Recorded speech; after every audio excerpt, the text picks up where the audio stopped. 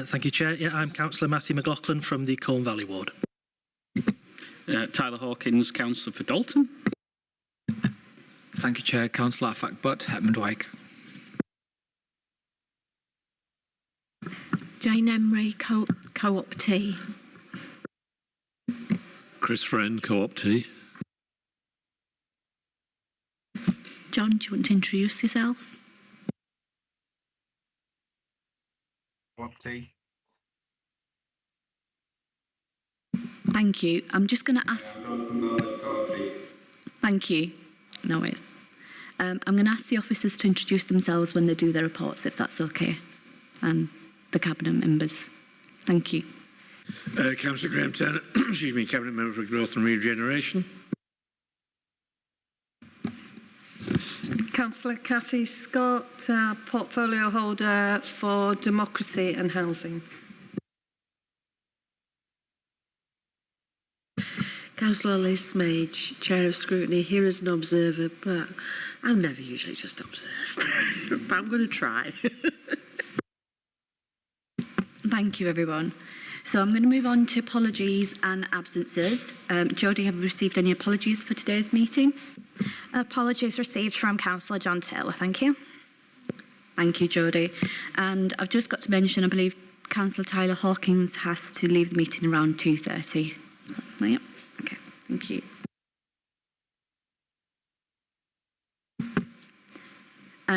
Item 2, which is minutes of the previous meeting. Can we agree that the minutes of the meeting of the Economy and Neighbourhoods Scrutiny Panel held on 10th of January 2023 be approved as the correct record? Just a small one, but my name is misspelled on the list of those present. There's a G where there shouldn't be, and a capital L needs to be put in. Thank you. Thank you, that's noted, Matthew. Yep. My apologies for sent, but they're not on the record. That meeting. Okay, thank you, duly noted. Another small mistake, page 6.12, it says Health and Safety England, it should be Health and Safety Executive. Thank you, that's noted as well. With those amendments in mind, can we approve that? Thank you, Councillor Tyler. Okay. Item 3, which is declaration of interests. Do members have any disclosable pecuniary interest, should disclose their interests now? Nope. Thank you. Admission of the public. All items are in public today. Item 5, deputation and petitions. Jodie, have you received any deputation or petitions? None received, thank you, Chair. Thank you, Jodie.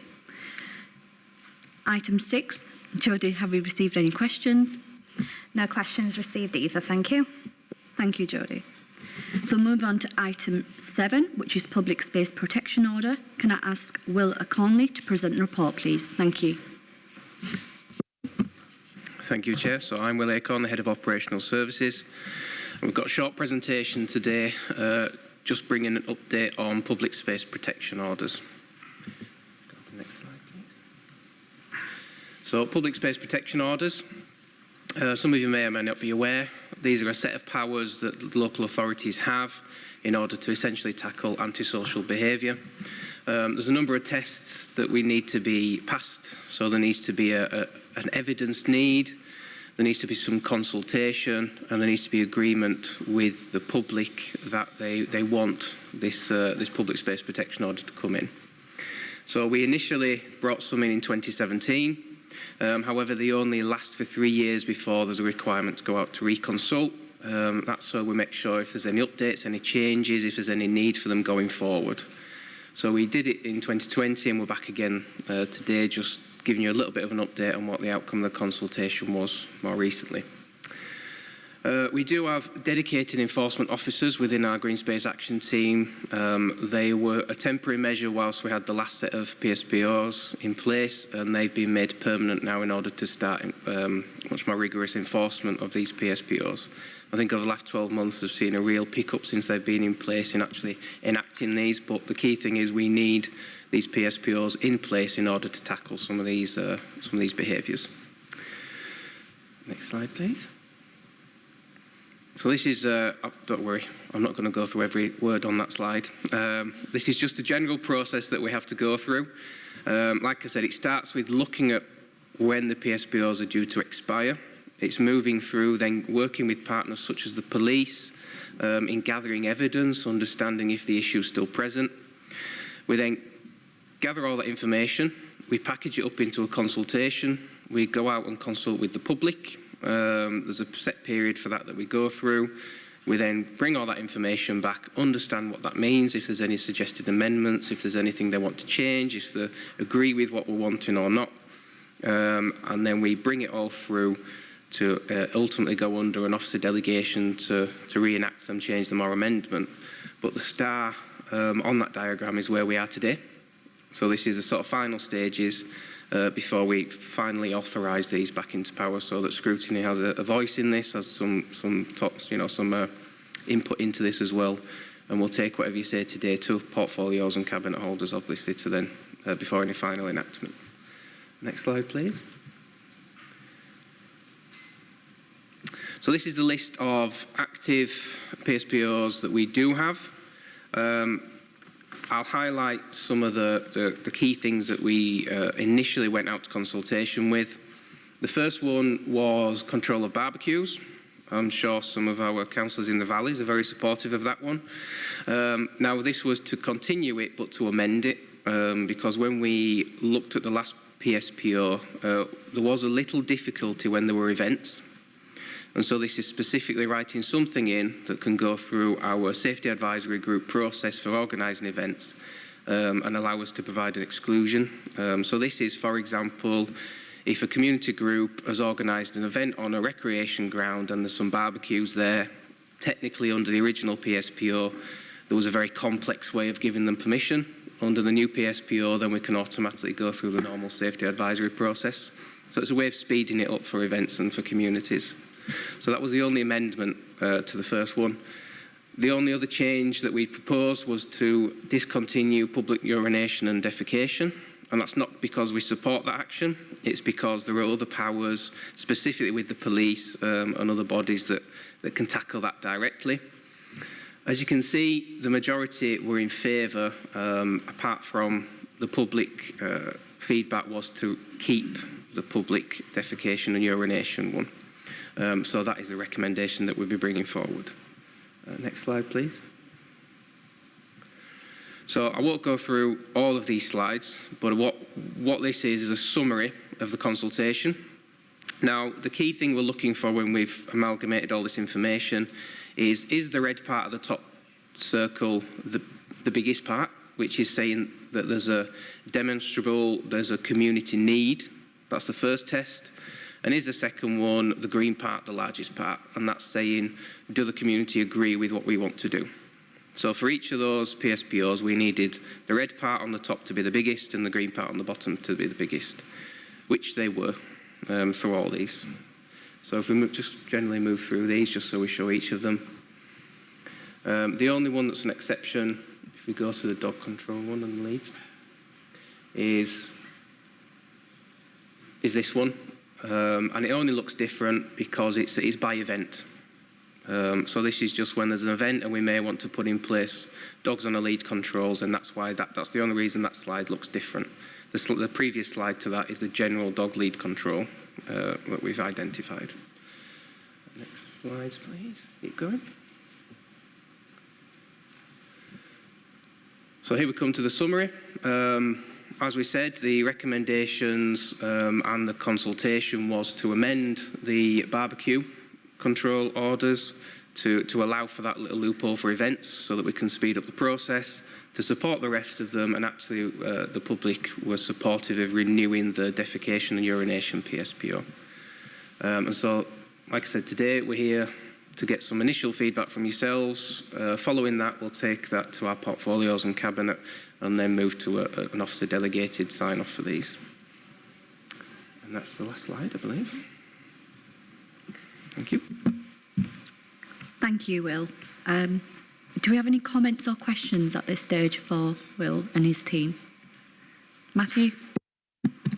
Thank you, Chair, and thank you for the presentation. Glad to see that largely these will be remaining in force as they are, because I believe they're an important part of maintaining, particularly in my part of the world, a beautiful environment and a safe space. You're right, the control of barbecues on the moors is absolutely vital. Only at the start of this month I was out with the Colne Valley Tree Society replanting trees from a couple of our sites above Butterley Reservoir in Marsden, where one of the fires destroyed everything. We disentangling melted plastic from the Molinia grass was not a pleasant experience. So anything we can do to stop these fires happening again is vital. Which is why my eyebrows were raised when I saw the little amendment, thinking, ooh, I'm not sure how I feel about that, because I'm not sure. There's a danger that somebody could give permission for an event that could then give people the wrong impression that sometimes it is okay to have fires or barbecues in or near the moors. So I'd like some reassurance that what criteria will be used to assess whether to give this exception.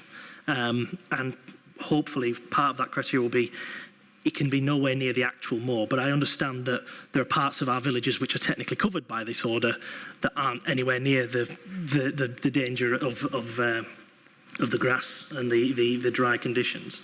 Also, just more specifically, what was West Yorkshire Fire Service's specific input on that amendment? I assume they had something to say about it, and I'd like to have their voice heard if possible, please.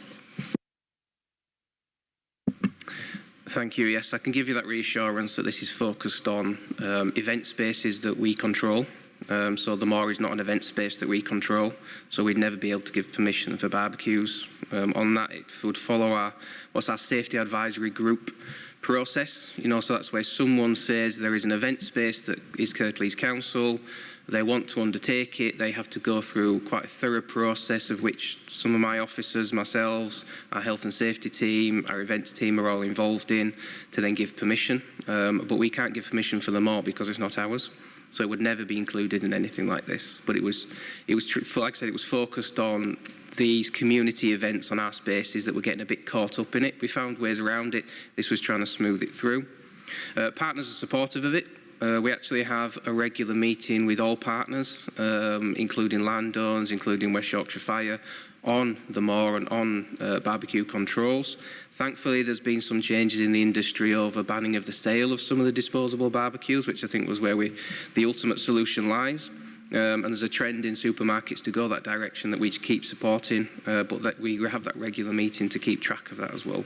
But it is only for our event spaces, not the moor itself. Supplementary, or you? Okay. Any further comments or questions? Jane? The legal tests, you mentioned 3 there, evidence and consent and agreement, but there's 5, isn't it? Can you remind me what the other 2 are? Because we haven't had the presentation ahead of time. I can't. Just to introduce myself first, I'm Daisy McMurdo, Project Manager for Parks and Green Spaces. So the legal test, we'd be looking for an activity that is detrimental and continuous in behaviour, and those are the things that we'd be looking for in terms of evidence that's collated. Is not one of the tests as well that it's got to be a defined area? A local defined area? Yes, so the PSPOs are in place to deal with particular local communities, so it would be restricted to a particular area. So you'd be looking for evidence, not necessarily, you could look for the whole of Kirklees, however, you'd be looking to pinpoint where the issues are sort of most paramount. Right. Further to that then, the dogs on lead, I understand the area is as it's written in the PSPO, the whole of Kirklees, every single highway and byway that belongs to the council, which seems to me that if you try to enforce that, that could be challenged. Particularly as well, as my understanding was that when you have a PSPO, it has to be advertised locally. As by contrast, the one for alcohol in Slathwaite. There's a PSPO that you can't drink in the street, but there are no signs telling people that they can't drink in the streets.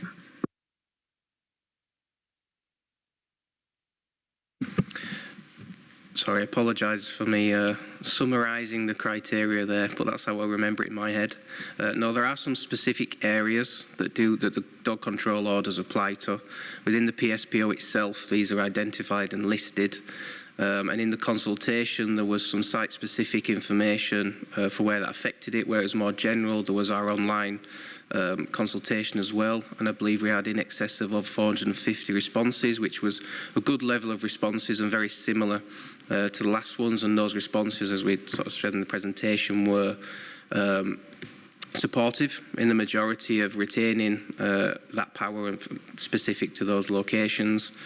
As I said, dog controls, yes, they can be more difficult, they can be to enforce, but we do have dedicated enforcement officers now in post to look at those areas. And it's important to note that the PSPO is only the start of the process.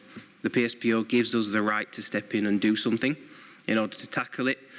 How we approach that and how we do that then is a separate issue from our sort of operational side of things. But without the PSPO as that baseline and that standing point, then we wouldn't be able to do anything. So the key thing today was to try and secure that power for the next 3 years to then enable us to continue the work that we've been doing with, with those areas that do suffer from issues with dogs, and continue that work at the local level. Yes, I understand they're a good way because they're proactive, intended to prevent something, whereas the laws about urination would be reactive after somebody's done it. But it's just that if you've got, my concern is that if you've got that in order, in place, in a street, but the people using that street do not know it exists, they won't have gone online to check before.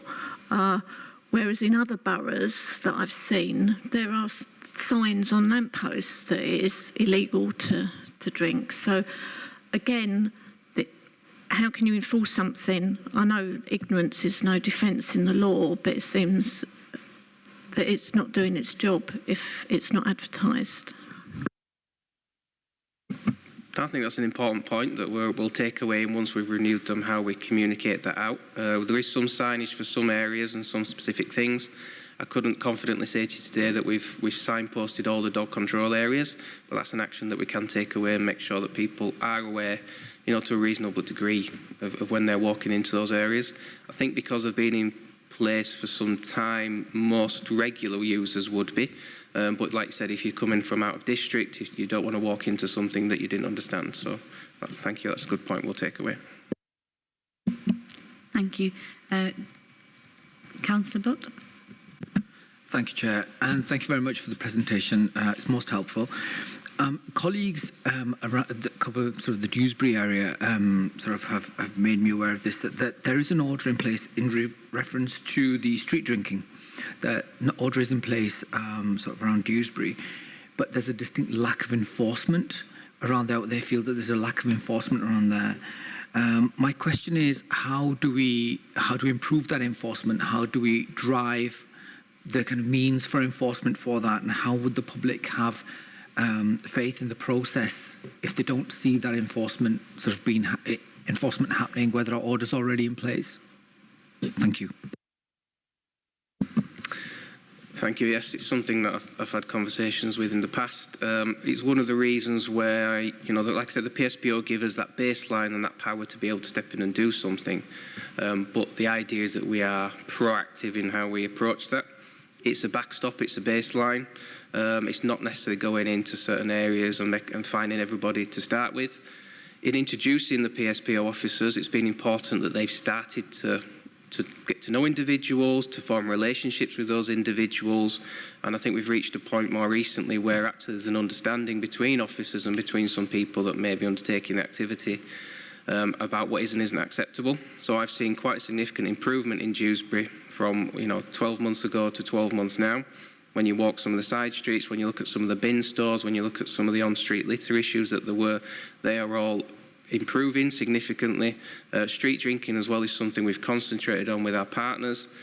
while we have certain powers, the police have other powers as well. So we have undertaken some specific action weeks and some specific targeted things with them, showing that we are supported by the police and we are supporting the police in tackling these issues. And as we said, when we gathered this evidence, it's important that there's an evidence-based approach to this, because sometimes perception isn't necessarily what is actually happening on the ground. But that's why we introduced the PSPOs on a temporary, PSP officers on a temporary basis. We have now made those permanent. So they're a permanent resource within the authority to enact these things and continue those relationships. Because we saw such improvement, we didn't want to lose that. We wanted to actually just gain on it again. Supplementary? No. Any further comments or questions? No? Councillor Tyler? Yeah, sorry, just a request really. On the public consultation, can we get those figures and a bit more detail on that you were showing up there, the slides? Can we get them emailed along to us? Apologies if they already have, and I've missed that, but I don't believe I've missed it. Because I would just be interested in going through that in a bit more detail as well. Thank you. Yeah, those facts, we can provide that information and that detail. Obviously, there's summary slides that we've provided in here, but there's a wealth of research and information that a separate team has supported us in delivering. Daisy, to my side, has done a lot of the heavy lifting in doing that as well, so she can probably repeat some of them from memory. But we were aiming to have at least equal or better responses to the previous PSPO. And like I said, we got over 450 responses, so we were confident that there was a reasonable level of engagement in that, and we've got that breakdown and that detail that we can provide. Thank you. Councillor Matthew? Yeah, thank you. Yeah, just building on that question, excuse me. Well, no, first of all, actually, thank you for all of the work that's clearly gone into this. I forgot to say that on my first go-around, but yeah, this kind of detailed engagement and making sure that everything still ticks over and we don't lose these powers is very important, so thank you. But just more of a comment, really, that it would have been really good to have that detail in advance of the meeting. This has happened before, sometimes, when we've had officers present things to us that weren't in our packs or weren't given to us in advance, and it's very difficult to scrutinise something we can't read before the meeting, and that is ultimately our job. Some of those slides were only up there for half a second, so what's the point of that? So please, in future, can we have the detail beforehand so that we can come armed and ready, please? Thank you. Any further comments or questions? I'll take your point there, Councillor Matthew, if that could be noted, please, officers. Just like to thank you for all the hard work you've done as well in the presentation that you've given, Graham, yourself. So thank you so much. Is there any further comments or questions before the officers leave? No? Okay, thank you. Thanks for the report. Thank you.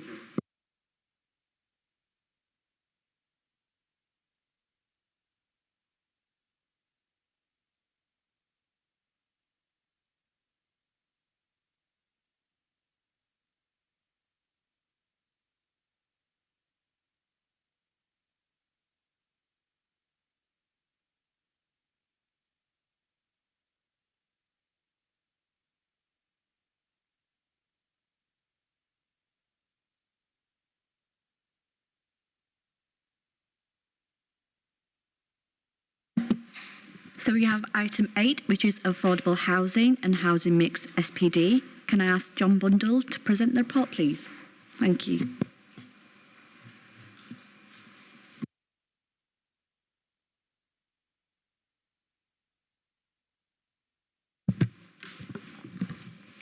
Good afternoon, everybody. So today we're going to give you a brief presentation on the affordable housing and housing mix supplementary planning document. This is following the consultation event that we had earlier this year. So we have previously been to Scrutiny. As part of that process, you asked that we come back following the consultation to give you an update on the outcome of the consultation, and also as part of this presentation to note the timeline for the adoption of the supplementary planning document. So this report, the presentation is really split into two parts. The first part being a bit of a context setting and a bit of a look back as to what an SPD is and what the SPT contains, and then the second part being on the consultation and the way forward. So supplementary planning documents, these are produced to add clarity to planning policies that we have in the local plan. Once they are adopted, they are a material consideration in planning decisions. They don't form part of the development plan. They're subject to consultation, but not examination in public. And the adoption of the SPD will be a cabinet decision with the aiming for the, programmed in for the 14th of March. So the purpose of this SPD is to provide detailed guidance to the housing mix and affordable housing policy, which is LP11, and that's in Appendix 1 of the report pack. This is where we seek to ensure provision of affordable housing in new housing developments. So that's 20% on site where the development is more than 10 dwellings.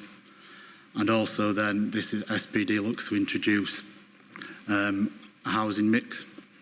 And this is something that we've not previously had in the detail in the supplementary planning documents on affordable housing in the past. So this is one of the major new sections that's in the this new SPD.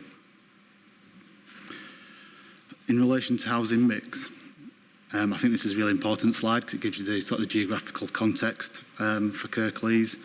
The mixes that we put forward have been subdivided and specialised for these 6 areas. So Kirklees is divided into those areas which you can see up on screen. So we've got Batley and Spen, Dewsbury and Murfield, Huddersfield North, Huddersfield South, Kirklees Rural East and Kirklees Rural West. So each of those have their own housing mix for market housing and affordable housing split between rented and intermediate. So I'm just going to give you a really quick run through the principles that were set out in the SPD. So in the previous presentation we gave to Scrutiny, we went through these in more details. So they consist of ones where we've had elements that have been in the SPD already, and they're just refreshing those and bringing them up to date. Ones that have had increased detail, and ones that are actually new to the supplementary planning document. So the principles look to provide more detail on certain specific elements. So we've got the market housing, the mix, and then the affordable housing calculations, and the affordable housing mix.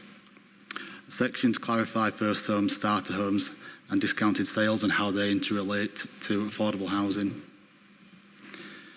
This table here is one of the key tables which focuses on those key principles there. So each of those 6 sub-areas, the geographical areas I showed you before, has one of these tables that sits alongside it. So you'll see it's got market housing, affordable rent, an intermediate along the top, and then the number of bedrooms down the side. This is the slide that went out for consultation with. Keep this one in mind because we'll come back to it later on in the presentation. Principles 5 to 8 look at the design and how it actually delivered. Transfer values in here, so that's the amount that a registered provider pays the developer to take that property into their control. So we knew that needed a refresh because the transfer values were originally set in 2008. A lot's happened since then, so we knew we needed to update those in terms of the latest kind of costs and pricings of things. Principle 8 is on about the provision of affordable housing off-site, so that's when they can't provide it on-site, the mechanism to make sure that we still secure as much as we can from that. And then principles 9 to 11 focus on the town centres. So we've got a general section on town centres, and then you've got bespoke Huddersfield and Dewsbury town centres, and it's looking at how we secure affordable housing within there, recognising that it's still important within town centres to secure a level of affordable housing that makes sure we can support the town centres as best we can. So this is a summary of the last time we came to the Economy and Scrutiny panel. We came on the 30th of August, that was in advance of the consultation, and a lot of the main comments here we've taken on board. So we're talking about space for working from home, clarity on the affordable housing definition, how affordable housing can be secured in perpetuity, and viability issues. Throughout the consultation we had similar issues raised and ones we probably anticipated happening, to be honest. So we'll move on now to the consultation. This took place for 6 weeks from the 20th of September to the 1st of November. It was undertaken in line with our statement of community involvement. So that's where it sets out all the sort of components of consultation that we need to do, and that's available to view on our website. So as part of the consultation, we had an interactive consultation system online called Objective. So that was hosted on our website. We had also a lot of information, evidence-based on the website. We had posters out there, press releases in the Dewsbury Reporter and Huddersfield Examiner, and also a mail out to individuals who has expressed interest in supplementary planning documents. We also emailed all councillors at the start of the consultation.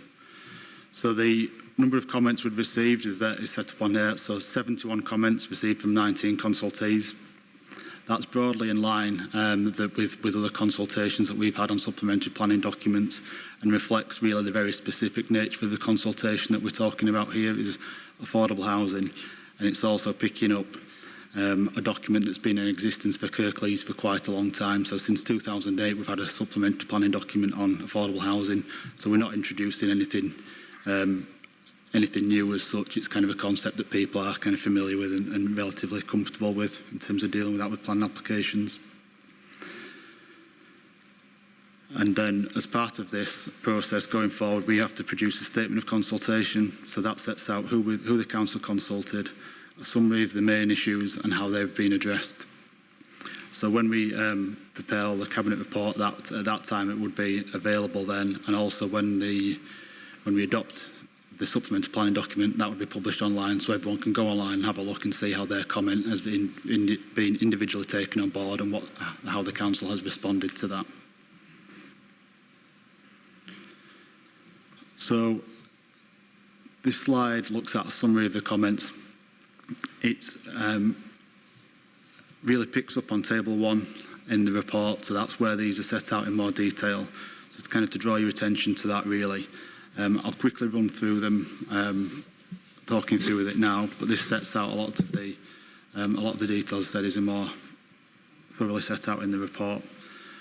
A lot of the comments we received related to kind of sort of the evidence base rather than necessarily the comments on specific wording within the supplementary planning document. So it didn't actually result in a lot of changes to the document. It resulted in kind of us considering the evidence base that we'd had and any appropriate changes. We may well look forward to that. So the evidence base being out of date, we had comments relating to the original baseline data which we'd used from here, which dated from 2016 and 2015. But the actual evidence base for the supplementary planning document was undertaken in 2020. So it's not, whilst it seems like quite a lag from 2016, it's actually, it does reflect the current market position, and we have done a bit of sensitivity testing on that to make sure that we were comfortable with that going forward. So we didn't propose any change on that. The information set out about the viability in the consultation, we had developers, a consortium of developers, which put forward a challenge in relation to the viability. And again, we've looked back at that to check we were comfortable with what we've said. We've got independent consultants who did the work for us, who've again reviewed the information that we've had put forward to us during the consultation, and they're very happy with that. And also that the assumptions we've used were in line with the local plan and community infrastructure levy examinations. So they have been thoroughly reviewed, have the sort of viability impact issues. On transfer values, we had a number of different approaches that you can take to how you set a transfer value. One is you look at the best evidence you have at that moment in time and do a set value. The other is you do a percentage of the house sale at that time. We'd put forward the fixed transfer values because that's the sort of the best approach that we'd had sort of discussed in advance of that, and everyone felt most comfortable with that. So we've stayed with that approach, but we've agreed through the consultation that we'll actually look to regularly review that, because people were concerned if you're setting a fee at a point in time that can quickly become out of date. The housing mix and one-bedroom accommodation. So this is something to pick up on an issue that was raised during the scrutiny session as well. And this is to reflect really a lot of the changing situation that's happened as part of the working from home boom in the last couple of years due to the pandemic. So one-bed accommodation is increasingly being not seen as desirable now because people want that extra space to work from home. So we had developers saying that the one-bed line in that table that I showed you originally is actually unhelpful because it's making them deliver a percentage of their housing developments, a product that nobody actually wants now. So I'll just flick forward to this table and I'll go back to the other ones. So in response to that, we've looked to merge 1 and 2 beds together. And this actually allows that flexibility to still provide 1 beds if they want to, but actually look towards probably the majority of those being delivered at 2 bed. And then the 3 bed, 4 plus bed stays the same. And that reflected comments we'd received from registered providers during the scrutiny session and also developers as part of this. And we think that's a really good way forward and a good solution to allow that flexibility and allow the working from home situation to be taken account of here. So the other comments on here, I'll just run through them pretty quickly. The nationally described space standards. So we had comments saying we should go harder on that. We had comments saying we should go softer on that. We know we're in a position where we've pushed that as hard as we can do in the supplementary planning document. And this is where the nationally described space standards are where you set out the sizes of the rooms in the property to make sure they have a good standard of living. So again, we've not provided any change at this point in time, but we are comfortable with that we've provided the right thing for Kirklees. In terms of specialist accommodation, the comments we'd had here related really to accommodation for sort of older people and trying to make sure there's clarity in here about when affordable housing should be provided and when affordable housing shouldn't be provided. So we've made a couple of minor amendments to try and ensure we have that clarity.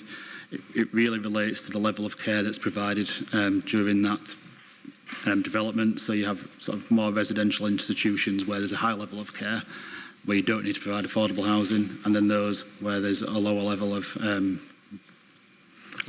care. So maybe it's age-restricted property that actually you would still need to provide affordable housing as part of that.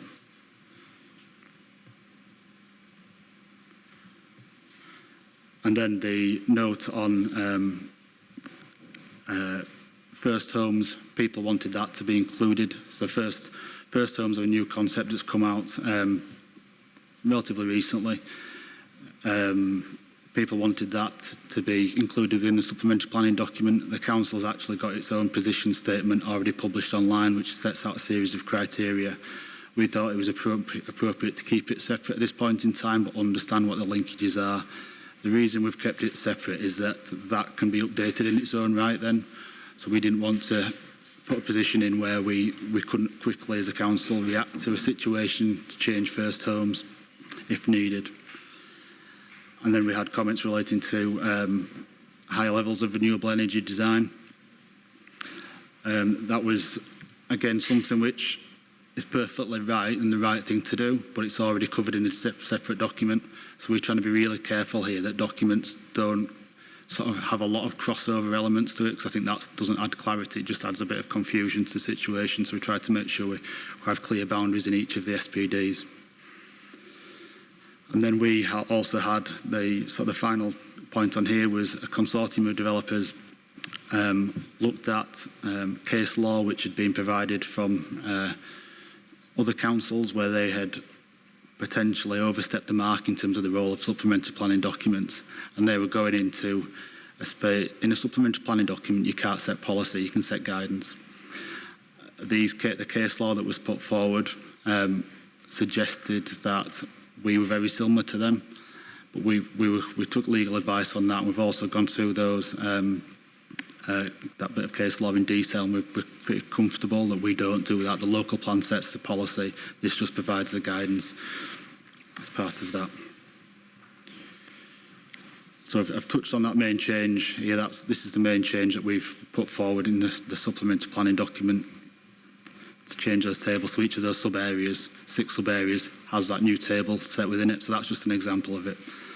And that sets out the percentage of each of those different number of bed types we'd expect against the market housing affordable rent and the affordable intermediate. So the next steps for this are to go to Cabinet on the 14th of March. And as part of that, the decisions are sort of a two-part. You've got the affordable housing mix adoption decision. And we also got to look at revoking the existing guidance, which is the affordable housing SPD from 2008, and then also the interim affordable housing policy from 2020. So that's the end of the presentation. And hopefully brings you up to speed with where we've got to now. Thank you, John. Stop sharing. Thank you. Any comments or questions? Councillor Matthew? Yeah, thank you, Chair. Yeah, thank you for the presentation and for providing lots of lovely detail for us to read and to scrutinise. Thank you very much. Yeah, thanks for coming back, first of all, and for taking on board some of the comments and suggestions that we made last time. That's appreciated. And if John was here, I'm sure that's what he'd be saying. A question I have really on that 20% figure that we want to get from developers on planning. I think this may be a question more for Councillor Scott and Councillor Turner. How successful are we at dealing with these developers and getting that housing out of them? Because I know they're wily so-and-sos, and they try and get out of this on the grounds of viability and all sorts, and sometimes they don't bother. So how successful are we at getting these houses that we need is the first question. And the second one was on the transfer values. When you spoke about largely you rejected the idea of weakening those because, as we said last time, maintaining the affordability of these properties beyond their first owner or renter is very important, because otherwise there's no point in doing any of this, because it's only going to work once and then it'll be as expensive as all the other properties around it. That's a really key part to making sure that this is an impactful social policy moving forward. So in terms of the updated regularly is the phrasing in here about this valuation. How regularly, and is there going to be guidance to encourage whoever's doing that review or update on these transfer values to prioritise maintaining affordability and not bowing to the pressures of the market around the site? Thank you. I'll pick up your point about question about 20% affordable. So the answer is very, but, and sometimes there is a but, is there is always quite often a question about viability. We live in an area where flat land is at a premium, so we have to develop on not ideal sites. So quite often there's hills involved and steep banks, etc., which impacts on the viability.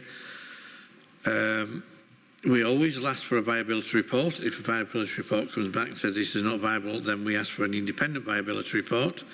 And if that comes back and says it's not viable, then we have to accept that independent advice. But in effect, but as I say, sometimes sites are not viable at 20%, and that's due to the nature of a lot of it's to the topography and what we can get for a building. This is not Hampstead, this is Kirklees. We don't have a huge, our house prices is probably below national average, so there has to be a return for investors. Otherwise, we won't build anything. So sometimes, whilst it's painful to say we'll drop some percentage or not affordable, at least that way we get some houses, because we are desperately short of houses in Kirklees and we need to build more. So there's always a balance off and a trade-off. But where it's viable, we're very successful because it's a policy. They can't build without. Any further comments or questions? All right, okay. Yeah, I'll pick up the second question. In relation to the transfer values, so the transfer value is the figure that the registered provider pays the developer. So that, by increasing those values from 2008, which is obviously quite a long time ago, the values have gone up, we're hoping that that helps with the viability as well. So we should hopefully have up-to-date guidance, but also up-to-date figures in there. And that should mean that the developer's getting more money for that affordable unit that they're selling to the RP, which would hopefully means that that can kind of get recycled back in. So some of the arguments around viability shouldn't exist in quite the same way. How regularly? It's a really difficult question. We chose not to put a figure in their supplementary planning document to say every year, every 2 years, because you need to be able to react to a changing situation. It might be that in 6 months' time, those need to be changed because there's been such a substantial shift in something. Building materials, something like that, the cost doubled, halved, whatever it may be, that might be the right time to react. It may also be that actually in 2-3 years' time, those still are the right figures. So what we're going to do is just keep a kind of a watching brief on them, and if we're noting shifts, we would then be looking to react to that. But as a minimum internally, we'll be looking kind of as part of our annual monitoring cycle to monitor the local plan policy and the supplementary planning documents and just check how much we're getting every year to make sure that there's not something unusual, shall we say, that's happening by the way of introducing them that's causing a problem. So I think that kind of hopefully answers your question. It's when something happens, but we will be looking at them on a regular basis. Thank you. Any further comments or questions? Councillor Taylor? Thank you, Chair. Two questions and a broader comment, really. The first one is on the proposed, the summary of the comments you received back, the specialist accommodation comment and the minor changes. I'm just wondering, something I speak quite a bit with my ward colleague about lifetime home principles and adapting sort of existing housing stocks or new housing stock to suit the challenges that people meet just over the course of their lives. Is that something that's been that's considered, that has been raised at some point throughout this consultation process?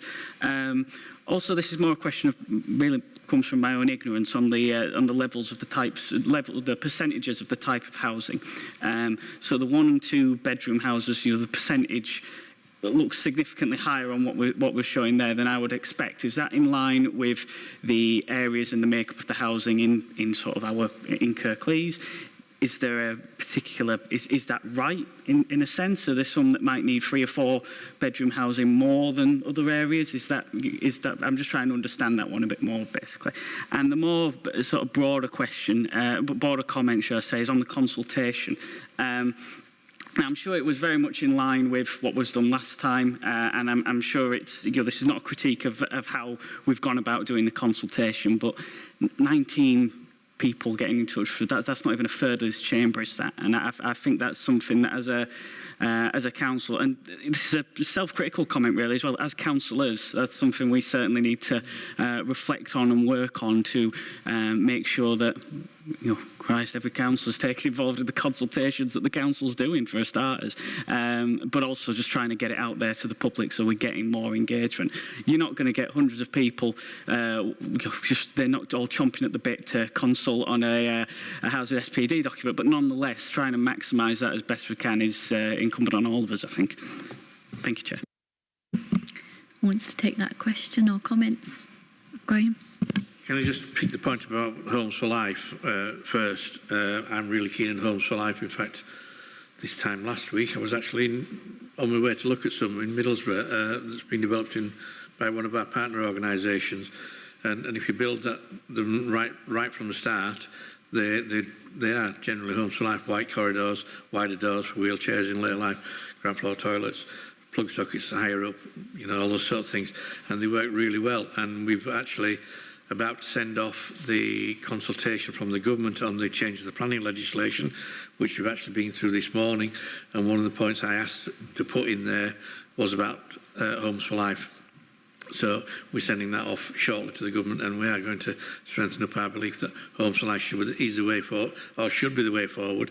Probably isn't, but should be the way forward in future developments. So we are keen on it. I'm really keen on it, having seen how they operate. So it's on our radar, don't worry.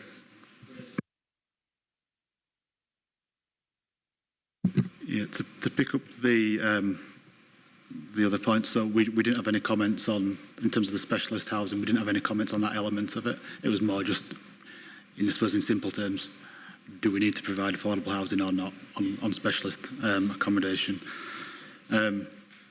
In terms of the percentages of housing in each of those tables, they are reactive to that sub-area. So the 6 sub-areas have got an evidence base which then drives those percentages for that area.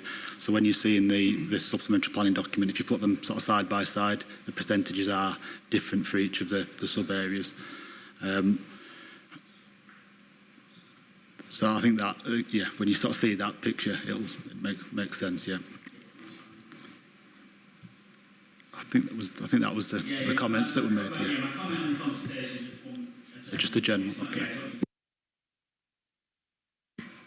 Graham, do you want to come in now? Yeah, just to come back on that housing mix. When we first started doing, that's one of the things I asked very clearly. Are we right about this? Because there are parts of Kirklees that do need that 3-4 bedrooms, much more than other areas, and it was very clear that that was all being included. That's why it's zoned, so we can get a better picture of where those housing needs to be. And in some areas, you need 5-bedroom houses. So we were very aware of it. So it's all fed into there. So it is evidence-based, and it is, hopefully, we've got the right evidence. But you're right about consultation. We're not going to get huge amounts of people involved in an SPD, and because it's not really very exciting for most people, is it? It is for us, but not for them.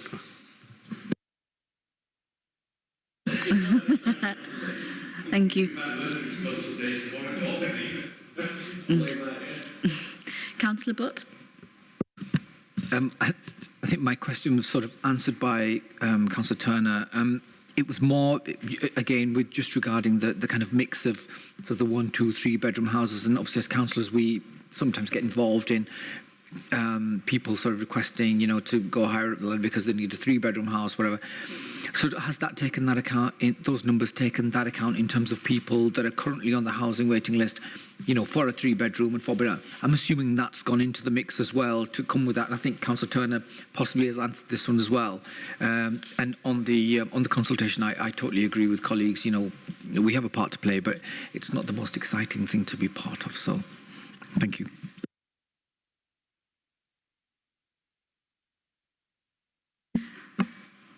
Councillor Butt, I'm assuming that you're happy with Graham's answer, and then John doesn't have to answer, or John can come in and comment? John? Yeah, in short, yes, it does take account of that. Yeah, so it looks what the existing stock is, what the demand is, and then tries to build that going forward. Yeah. Any further comments or questions? It's more from a position of ignorance than anything. I noticed on here it says about first homes. It seems a bit of a strange concept to me. I mean, you buy a first home, but it's just a home. What is so special about it in the planning? Yeah, so First Homes is the latest sort of government initiative to try and make sure that people looking to buy their first home can buy a discounted home. So effectively it's a home that's at 30% of the market value. And then you need to meet certain eligibility criteria to be for it to be available to yourself.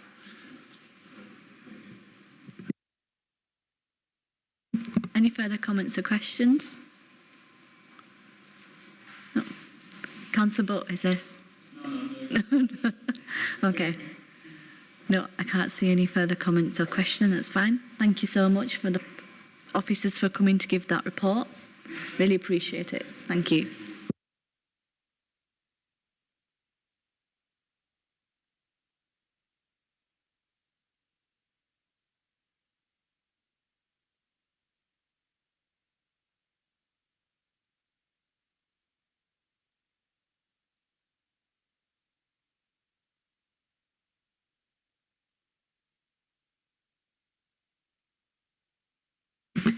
Members, if you want to have a quick 5-minute comfort break whilst the officers get set up, that's great.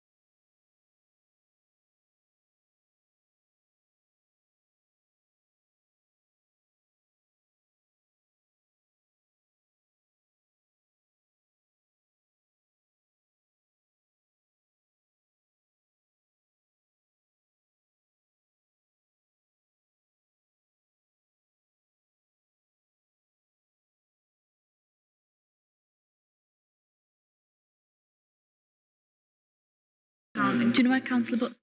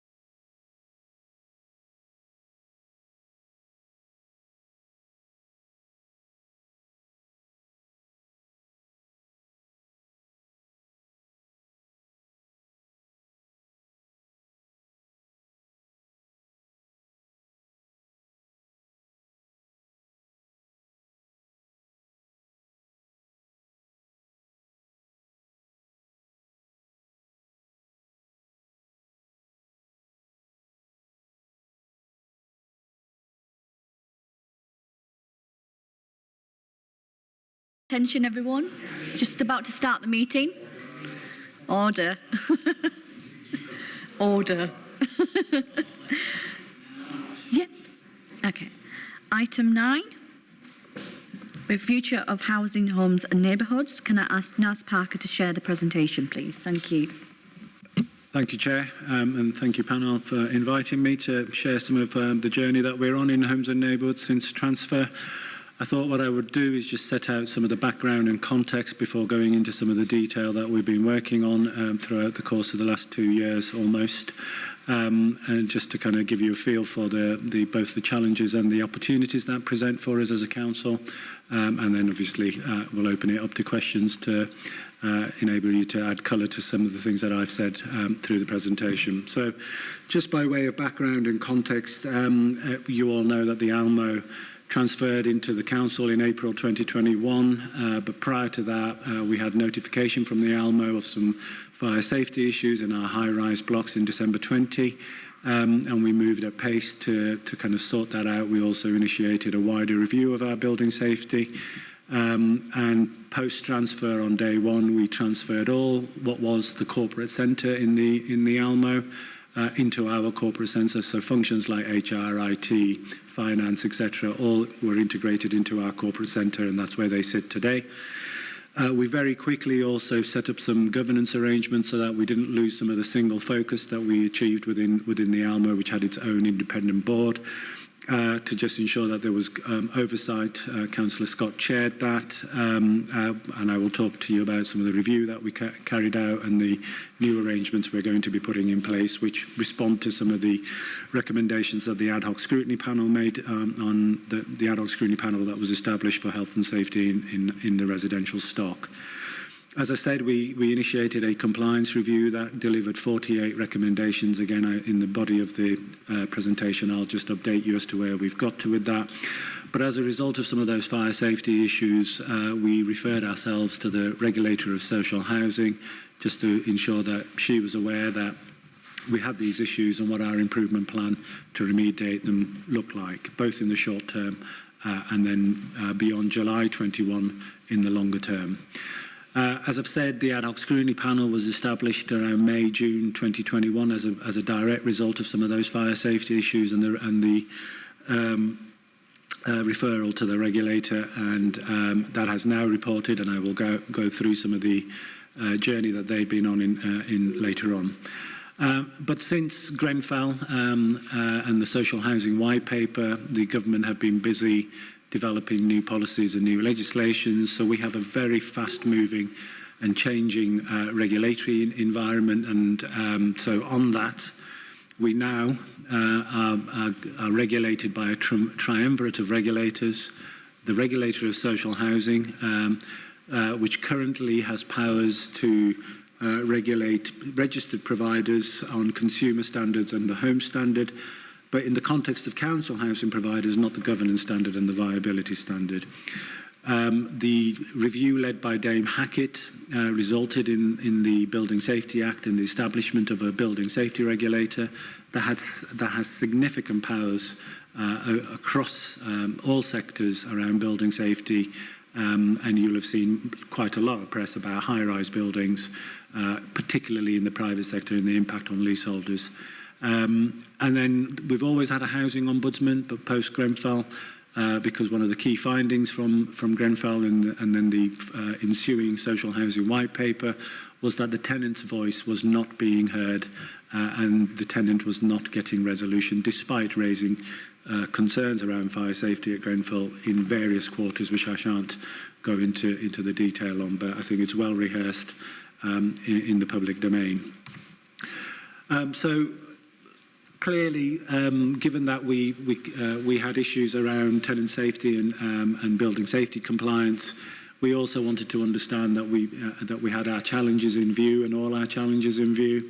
As we have become more data-led, of course, we are coming across things that are in need of improvement and offer us those opportunities. So Decent Homes was always on our radar. We had a Decent Homes funding programme that ended in 2011.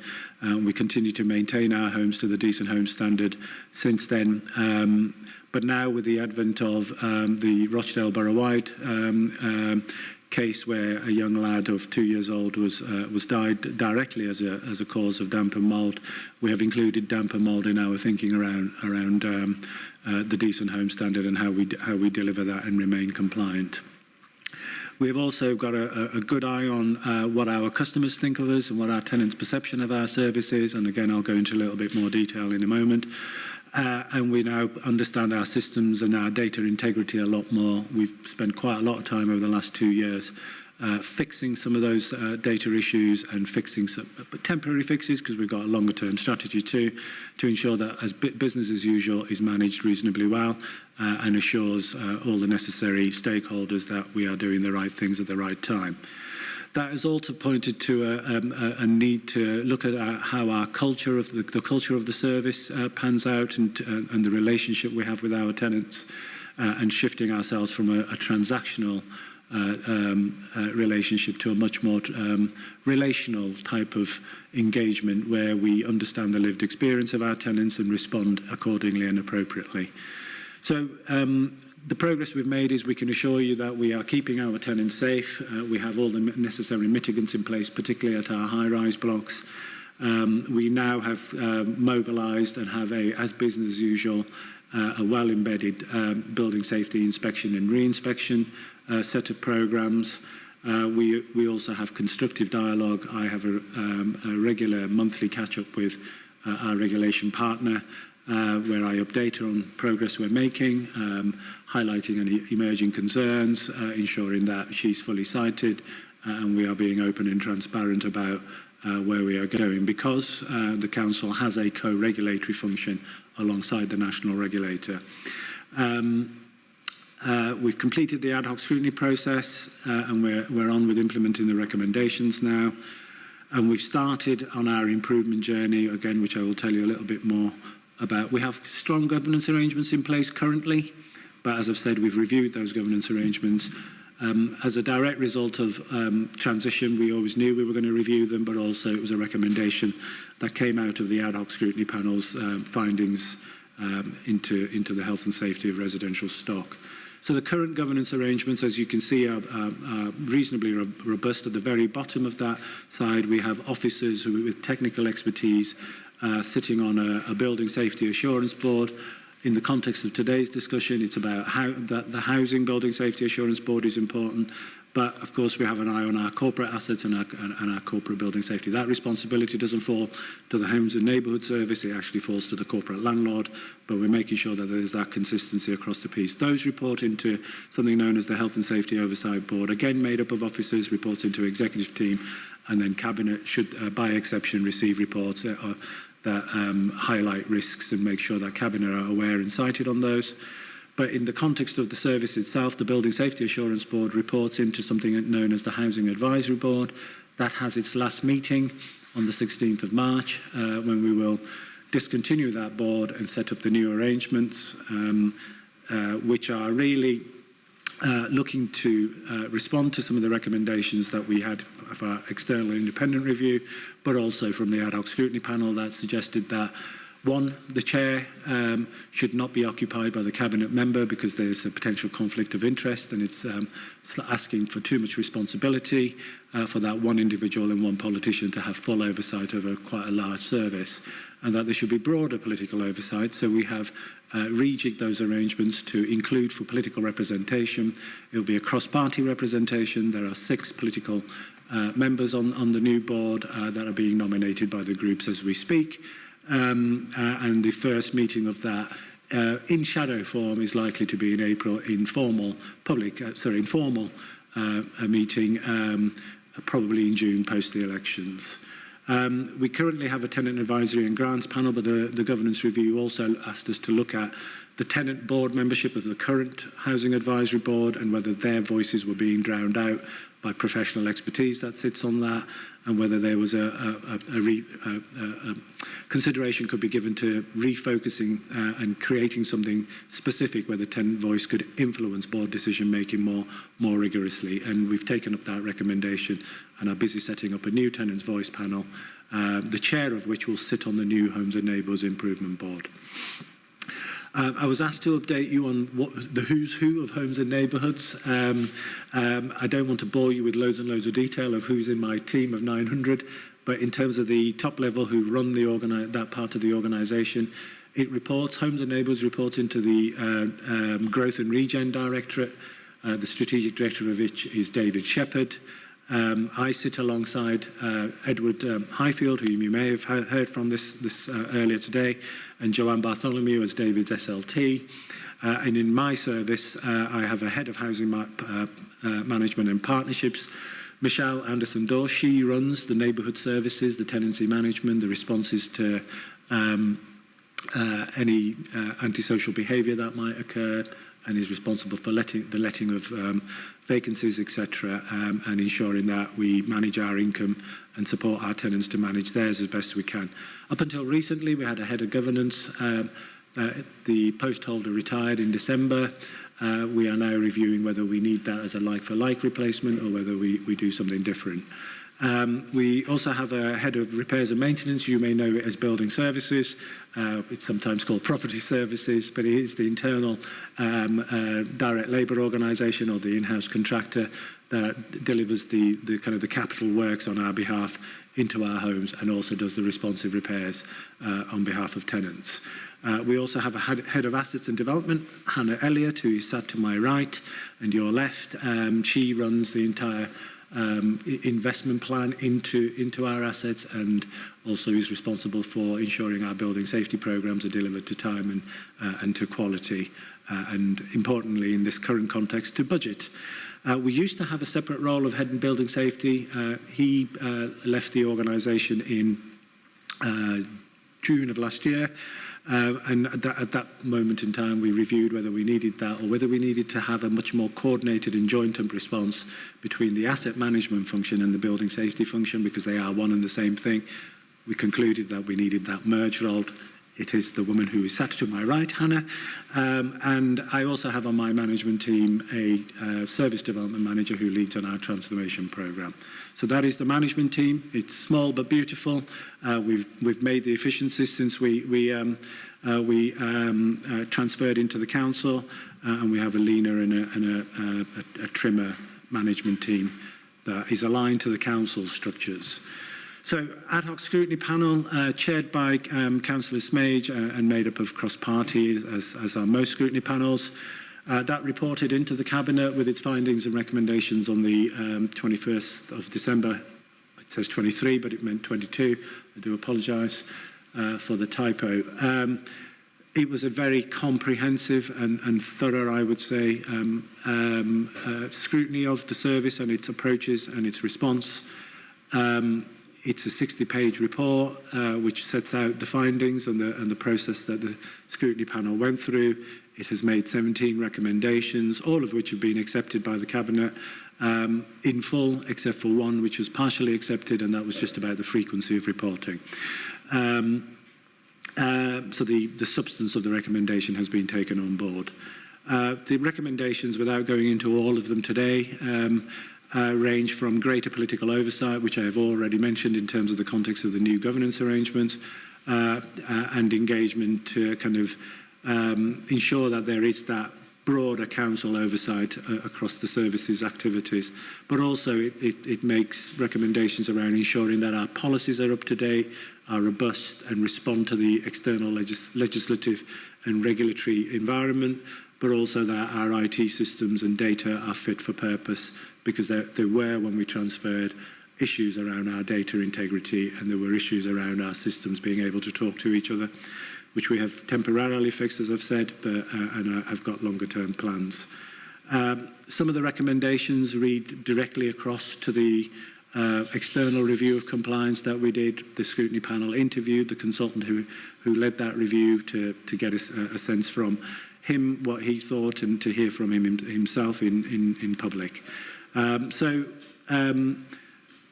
Those actions are now contained in an action plan. We have identified the lead officers who will deliver those actions, and we have timescales set against those. We have already delivered 2 or 3 of those actions, those recommendations, as we speak today. The progress that we will make against those actions will be reported into that new Homes and Neighbourhoods Improvement Board, which I said will meet formally for the first time at its inaugural meeting from June onwards, and we will do monthly updates to them as a result of that. We have also committed to then take a 12-month update to the Overview and Scrutiny Management Committee to say, here are the 17 recommendations that you've made, here's what the scrutiny panel made, and here's what we have done and the progress we have made against those. So getting into the detail, we did say that fire safety was a key issue. In July 21, we took some papers to Cabinet to look at the longer-term strategies for our high-rise, and I'll go into those in a little bit more, but it's suffice to say we have lowered the risk profile on those high-rise, as well as some of our other buildings in terms of our lower-rise blocks. We've focused on, with no apology, our higher risk fire risk actions, and we have completed all of those. We continue to identify them whilst those buildings are still in management and dealing with them as and when they arise as urgent actions. I won't go through all the detail, but you can see on the slide that we have completed significant fire safety remedial works across those high-rise buildings. We continue to have other mitigations in place, such as 24-hour CCTV and a 24-hour waking watch, and we conduct daily and weekly checks for things like obstructions to bin chutes that might be a fire risk and other fire risks, and deal with them as management actions there and then. So on the high-rise themselves, we have 4 high-rise blocks across the district, 2 in the town centre and 2 at Berry Brow. The Cabinet approved on one of the ones on the edge of the town centre next to our Southgate site, which will form part of the stadium to station corridor, or station to stadium corridor, in that order maybe. This is Harold Wilson Court. We did some work on this in 2014, so the works here won't be as extensive in terms of the longer-term strategy, but we will be removing and replacing the external wall insulation to ensure that remains fire safe and prevents the spread of fire.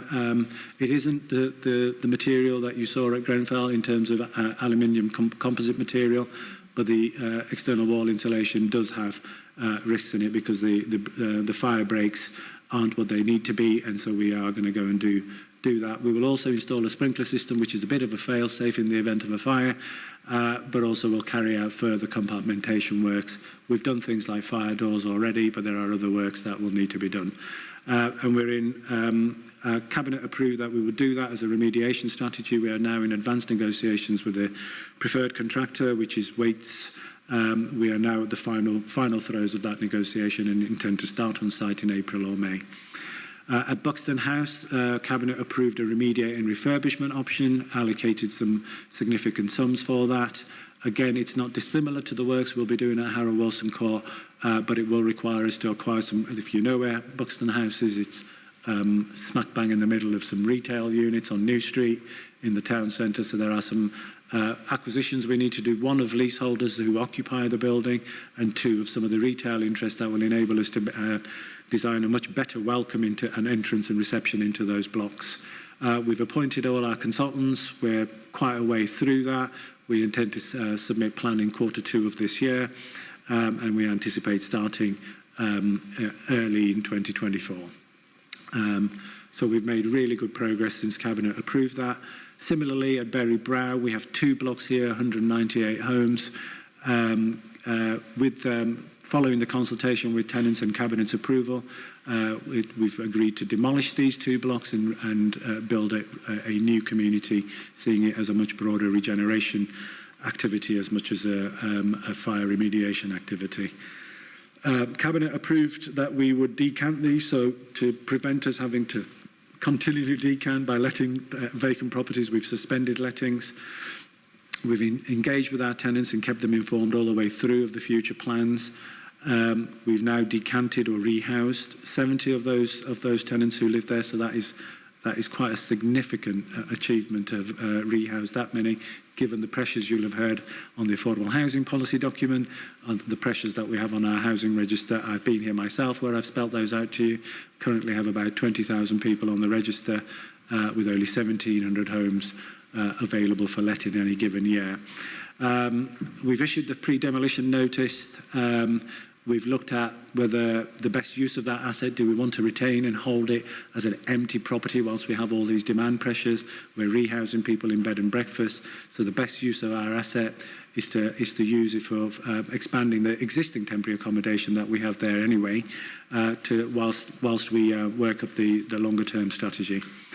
So we have tendered the kind of full design and project management now, and we intend to then appoint a consultant sometime in the summer so that we can then start developing the longer term proposals and submit them from planning to coincide with the building being empty, which we anticipate being in the back end of 2024. And then we can start to knock those buildings down and start the new community thereafter. On the low-rise, the Cabinet had approved a tender for fire safety works in March 2022. We then, in earnest, began what are known as the pre-contact services agreements. As we moved into those pre-contract negotiations, the contractor was seeking significant contractual clause changes, which would have meant we were going to fall foul of procurement. So we mutually agreed to not award that contract and take work up a new approach, learning the lessons of some of the work we did on the low-rise tender. So it was intended to start on site in April 24, but that isn't going to happen now because we are revising the strategy. So what we intend to do there is take a much more risk-based approach. The low-rise package had, as well as our 2, 3 and 4-storey blocks, it had our 6-storey blocks and our retirement living schemes. The latter two are significantly different to our low-rise blocks and come with different risks. So we've decided to package that from a risk-based perspective, the 6-storey first. We intend to do a direct award to the successful contractor of 2 of the 12-storey blocks that we have, and then we will competitively tender in phases the other 10. And then we are awaiting the intrusive surveys back from the retirement living schemes. When we have full knowledge of what those require, we will then start tendering those. In the meantime, the 2, 3 and 4-storey blocks have got some low and medium risks attached to them, which we manage with mitigations, but in terms of the longer term, we intend to be out to tender for the works sometime in the late summer with a view to starting on site in spring of next year to start effecting those works. There'll be about 3,000 or 4,000 fire risk actions that we will need to complete in those low-rise packages. So, sorry, I sort of already said what this slide says, but I think what is important to note is that the 6-storey blocks are not in scope as high-rise in terms of the government's definition, because they have to be 18 metres in height or above. These don't fall into that range. However, we have elected to treat them as if they were high-rise, because we anticipate once government have got through the work on the high-rise blocks, that they will then move to 6-storey and bring them into scope. I've mentioned the retirement living schemes, but just to assure you, whilst we are working up that longer-term strategy, we have a range of mitigants in place. All but one of them has a sprinkler system, fire detection and alarm systems, emergency lighting, and they all have daily inspections carried out because we have independent living officers attached to those. And we have our emergency lighting and fire alarms tested weekly, and any remediations or faults get sorted as an urgent priority. I should highlight that one of our retirement living schemes has got more than just the low and medium risk fire risks. It also has some asbestos in it that needs asbestos debris in the ceiling voids that needs removal, but also it has some water issues in one flat in particular. We have moved that individual out so that they're not unsafe. But to do all of those works, we could not do those with residents in situ. Cabinet gave us an approval to go and consult with those residents to talk about the future, and we are now busy talking to them about rehousing options so that we can get vacant possession, and it's likely we will demolish that building, build something new, more modern, probably with some bungalows alongside it too. So you may not have heard the term Big Six, but in building safety terms, there are Big Six, which is fire, asbestos, water, electric, gas, and lifts. So in addition to the fire safety works that we are doing, we have a keen eye on all those other safety risks that might pose a threat to tenants. And we are, as I've said earlier, we are well managed on those. We are 100% on target on our inspection and our re-inspection programs. Any remediation works identified get dealt with as soon as possible. We also reviewed our complaints handling since transfer. That did highlight a number of things that we could improve to become more customer friendly in our responses, but also compliant with the Housing Ombudsman's Code. We've done the learning from that. We've introduced an approach that kind of shows kindness and respect to our tenants in our dealings with them. We recognise that every contact that we have with them is an opportunity to engage. We have aligned some of our complaints policy and complaints handling processes to the Ombudsman's Code. We have a clear route of escalation now, clear ownership of complaints, and we have accountability at a senior level and oversight on a senior level of stage 1 and stage 2 complaints responses. We are aligned also to the corporate complaints and council inquiries so that we're joined up in how we respond, and that we enable you as councillors to be able to fulfil your obligations to the citizens that you serve. Since that transfer, we have improved our complaints handling from what was 55% performance in terms of our timescales to respond to a complaint, to do it within the standard timescales, to 70%. So still some room for improvement, still some opportunities for change, but significantly better than in April 2021. On our decent home standard, I've told you that we had issues with our data. We have now cleansed that. We have reconciled that. We have recently had an internal audit that has given us substantial assurance. So quite clearly, we have moved from where we were, where we had some question marks about the integrity of the data and the systems that rented that. We have also beginning to revise our asset strategy and approach, whereas previously when we were the Almo, we were using something called a whole house approach, where we were doing everything in one go. That limited the number of homes we could invest in, which meant that some of our other homes and their needs weren't being addressed in the way that we would want them to. We've moved away from that and started looking at our stock condition data, looking at where the elements and components are coming up for renewal and replacement, and aligning our investment plans to that renewal and replacement cycle, so that if a boiler is coming to the end of its useful life, rather than constantly repairing it, frustrating the tenant, and also causing inefficiency in the performance of the building, we now replace them on a regular cycle. That also allows us to meet the decent home standard and be compliant. We are improving our communication with our tenants to enable them to see when we're calling round, what works we will be doing, if there are any delays, making sure we communicate with that, and being courteous and respectful when we are in their home or in doing external works outside their home. We've also appointed some external consultants to help us look at our 30-year investment plan into our stock. That is about to finally report in April, May, which will then inform our subsequent investments into our stock to ensure that tenants' homes are somewhere where they can feel proud to live in, which is a clear ambition of Councillor Scott as the lead member. I talked about tenant satisfaction. When we inherited the Elmo, tenant satisfaction had decreased from its peak in 2012. Its peak was not coincidental. It aligned to significant investments in the decent home standard with the support of government. When that funding ended in 2012, we started to see satisfaction decline. So there is a direct correlation, but not a reason to be complacent, to blame funding. Thank you, Councillor Smage. To be complacent and blame funding because we do have an income generation activity in the way of rents, so those rents should be reinvested in the quality of stock. So whilst satisfaction has decreased, we managed in year one to stabilise that, so we saw a bit of a fall year on year. We've stabilised that. That was our ambition, not the most ambitious of ambitions, I have to confess.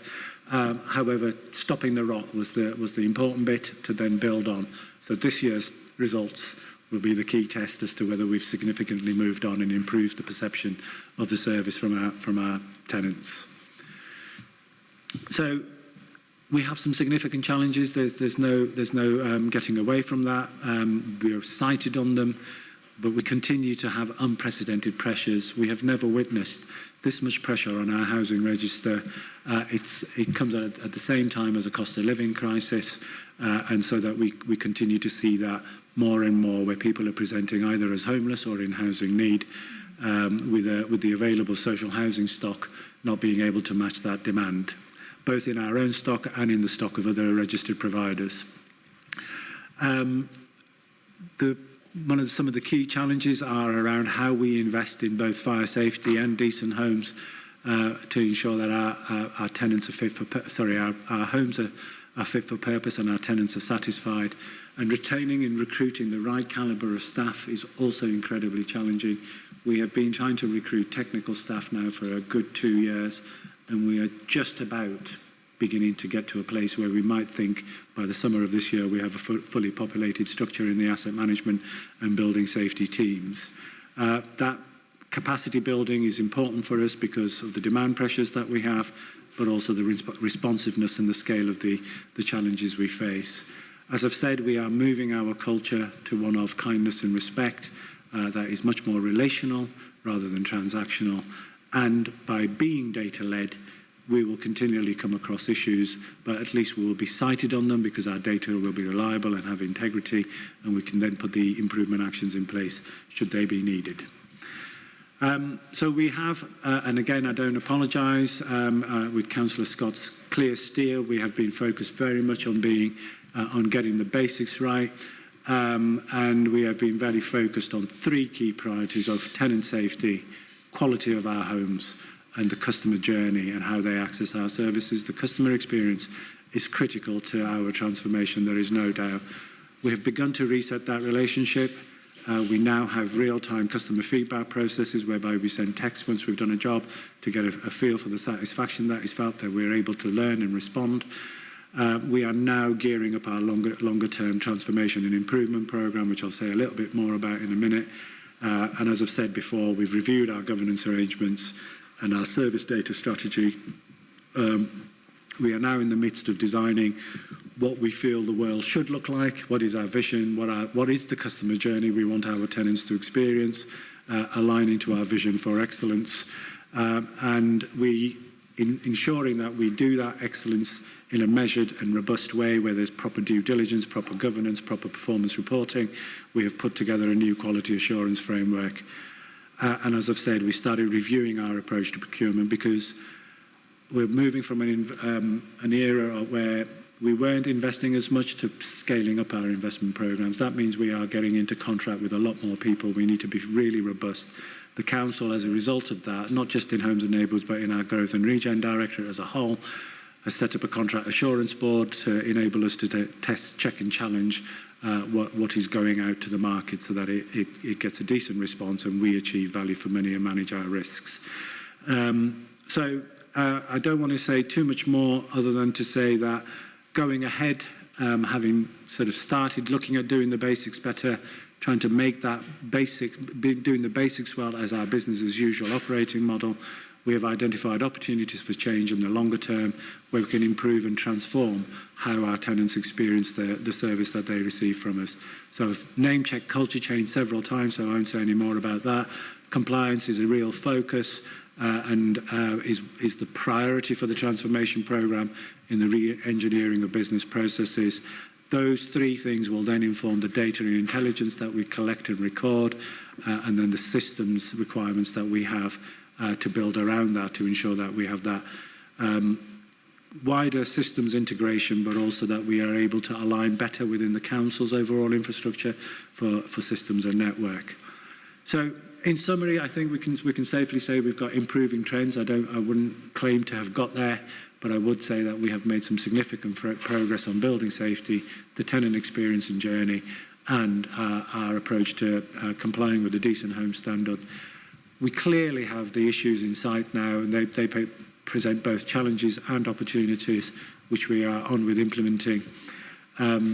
And whilst we've been focusing on the basics, we have now got a transformation programme which has nearly got all the work streams scoped out.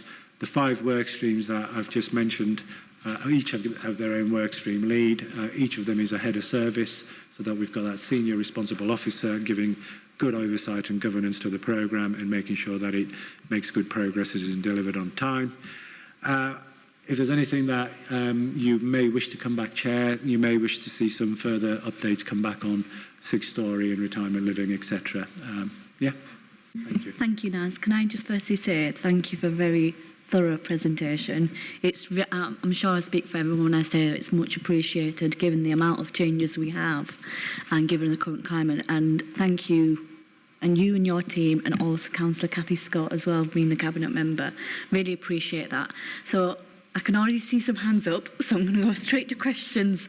I'll go this way. Is that okay? Councillor Matthew? Thank you, Chair. Yeah, I'd totally like to just echo those. I really appreciate a presentation where the questions I had at the beginning are answered by the time we get to the end. It's brilliant, you know, because you'd be surprised how often that doesn't happen. But there's still some hanger on us, so I'll take them as they are. And I also have been sent some questions from Councillor Hawkins, which I'll come back to when the others have had their say. He's had to step out for work reasons.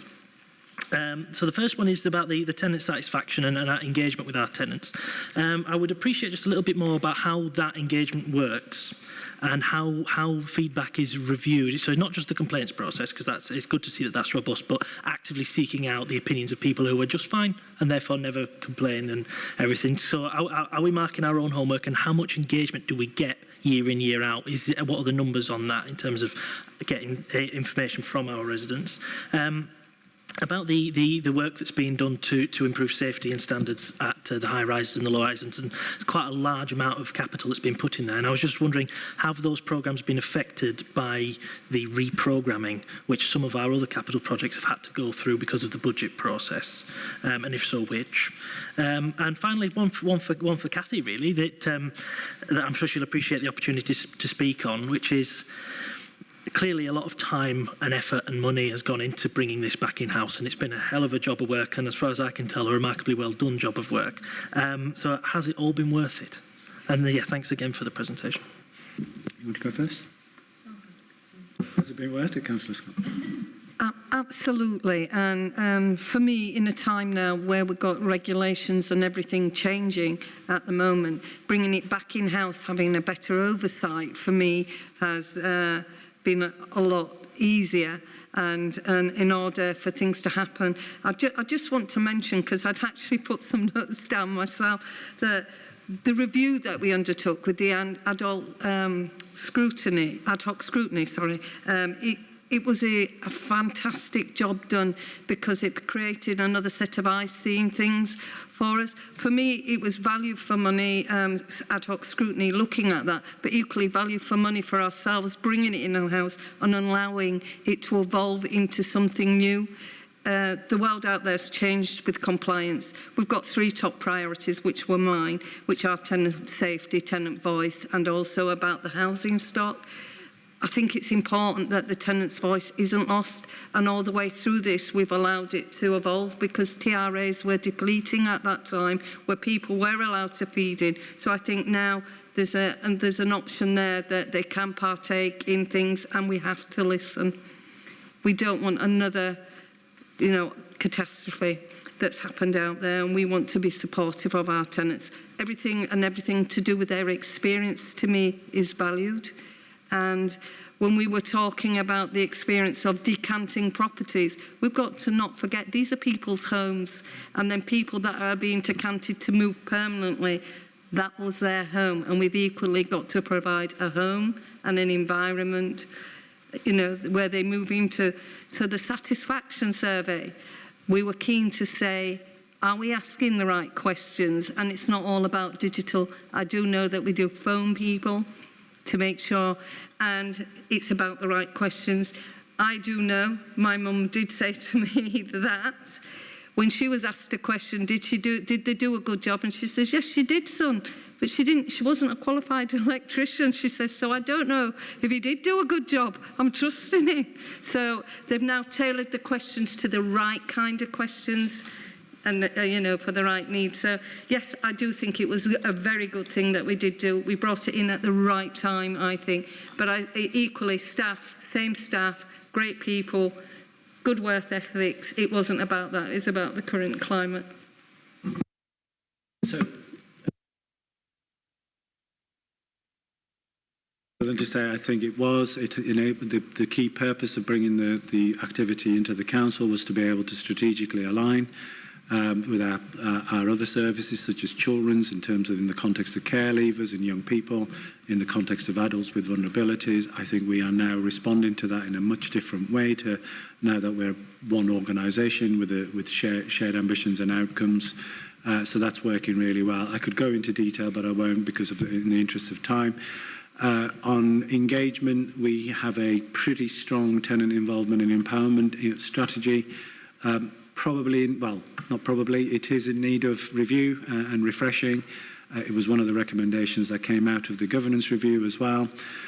Our engagement starts at the involvement and engagement starts at the very top. So the Housing Advisory Board, as currently is configured, has 5 tenants on it, and not the usual suspects. So they are at the very top level of decision making in terms of advising and recommending to Cabinet.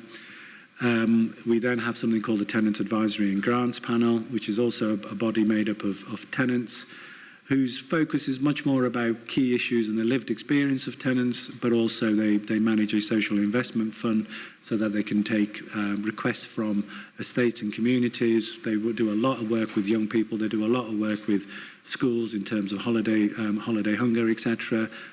So they're working in communities, supporting communities, and we get a kind of a two-way flow of feedback. We test policies, we test letters, are they in plain English, things like rent increase letters. We consult them on the rent increase and those sorts of things. So their tenants' voices writ large through decision making. We also have something as part of our strategy called street voices. So you don't have to, some tenants just really just want to live and don't want to be bothered, just fix my home and do what you need to do as a landlord and leave me alone. But then there are some who've got single issues that are much more pertinent to their own street. We call them street voices, and people can kind of engage in that way. We have a council model for engagement, so we have used the place standard in many different places and on many different estates to test people's perceptions not just of their home and their place, but the wider and broader issues that drive place.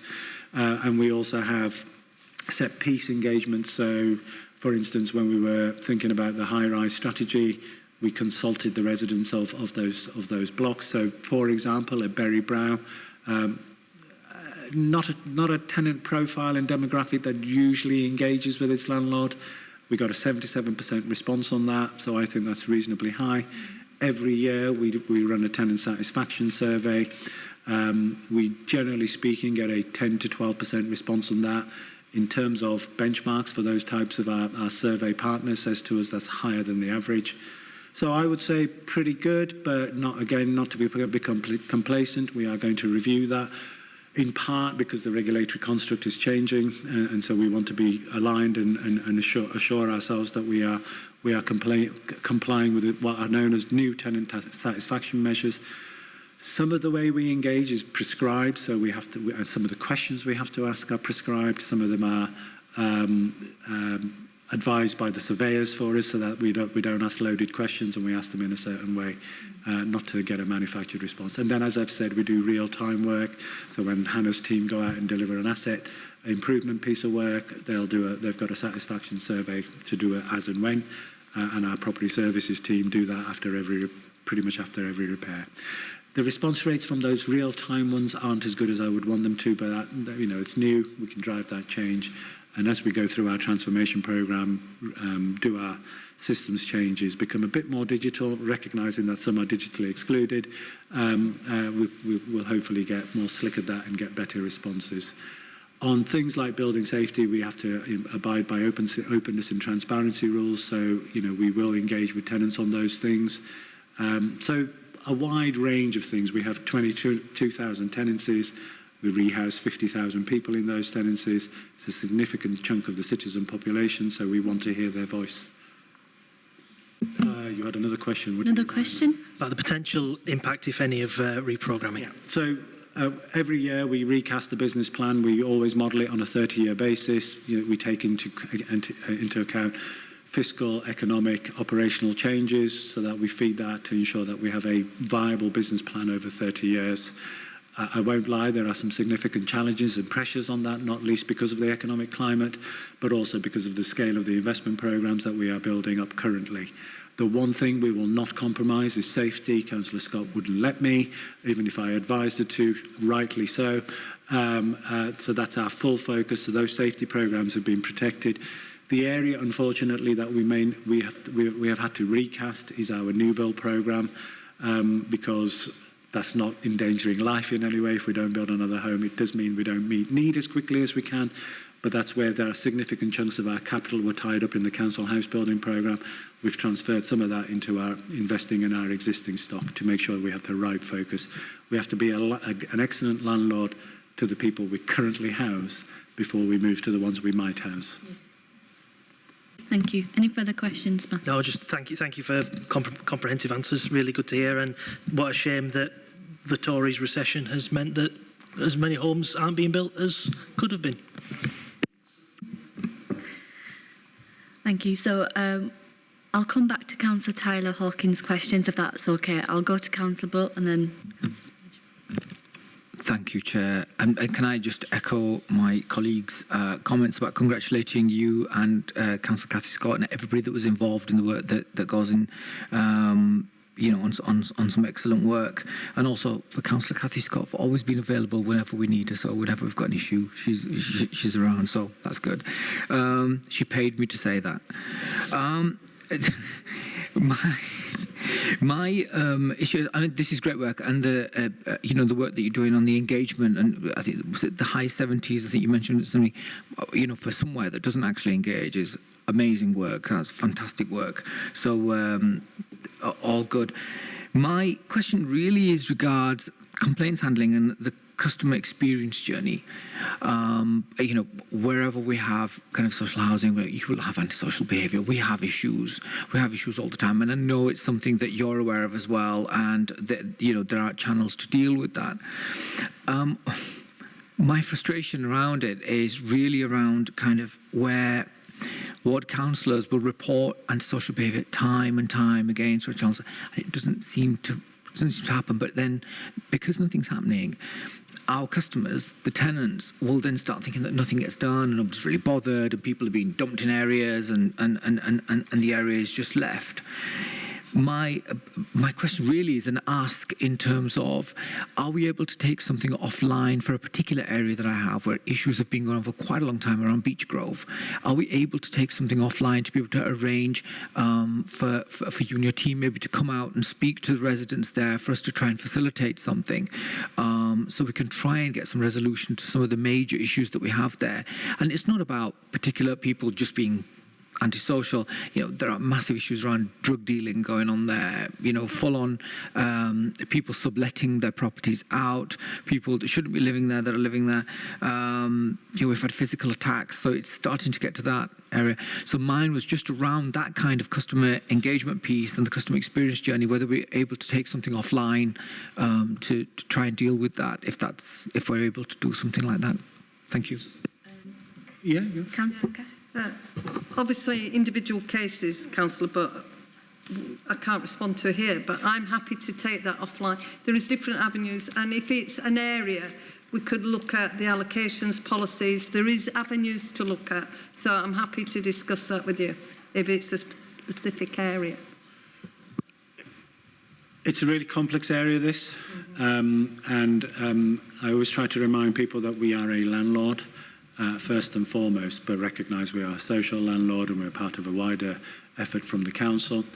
It can range from the bouncy ball to, as you've mentioned yourself, quite significant crimes such as drug dealing and at times gangland warfare.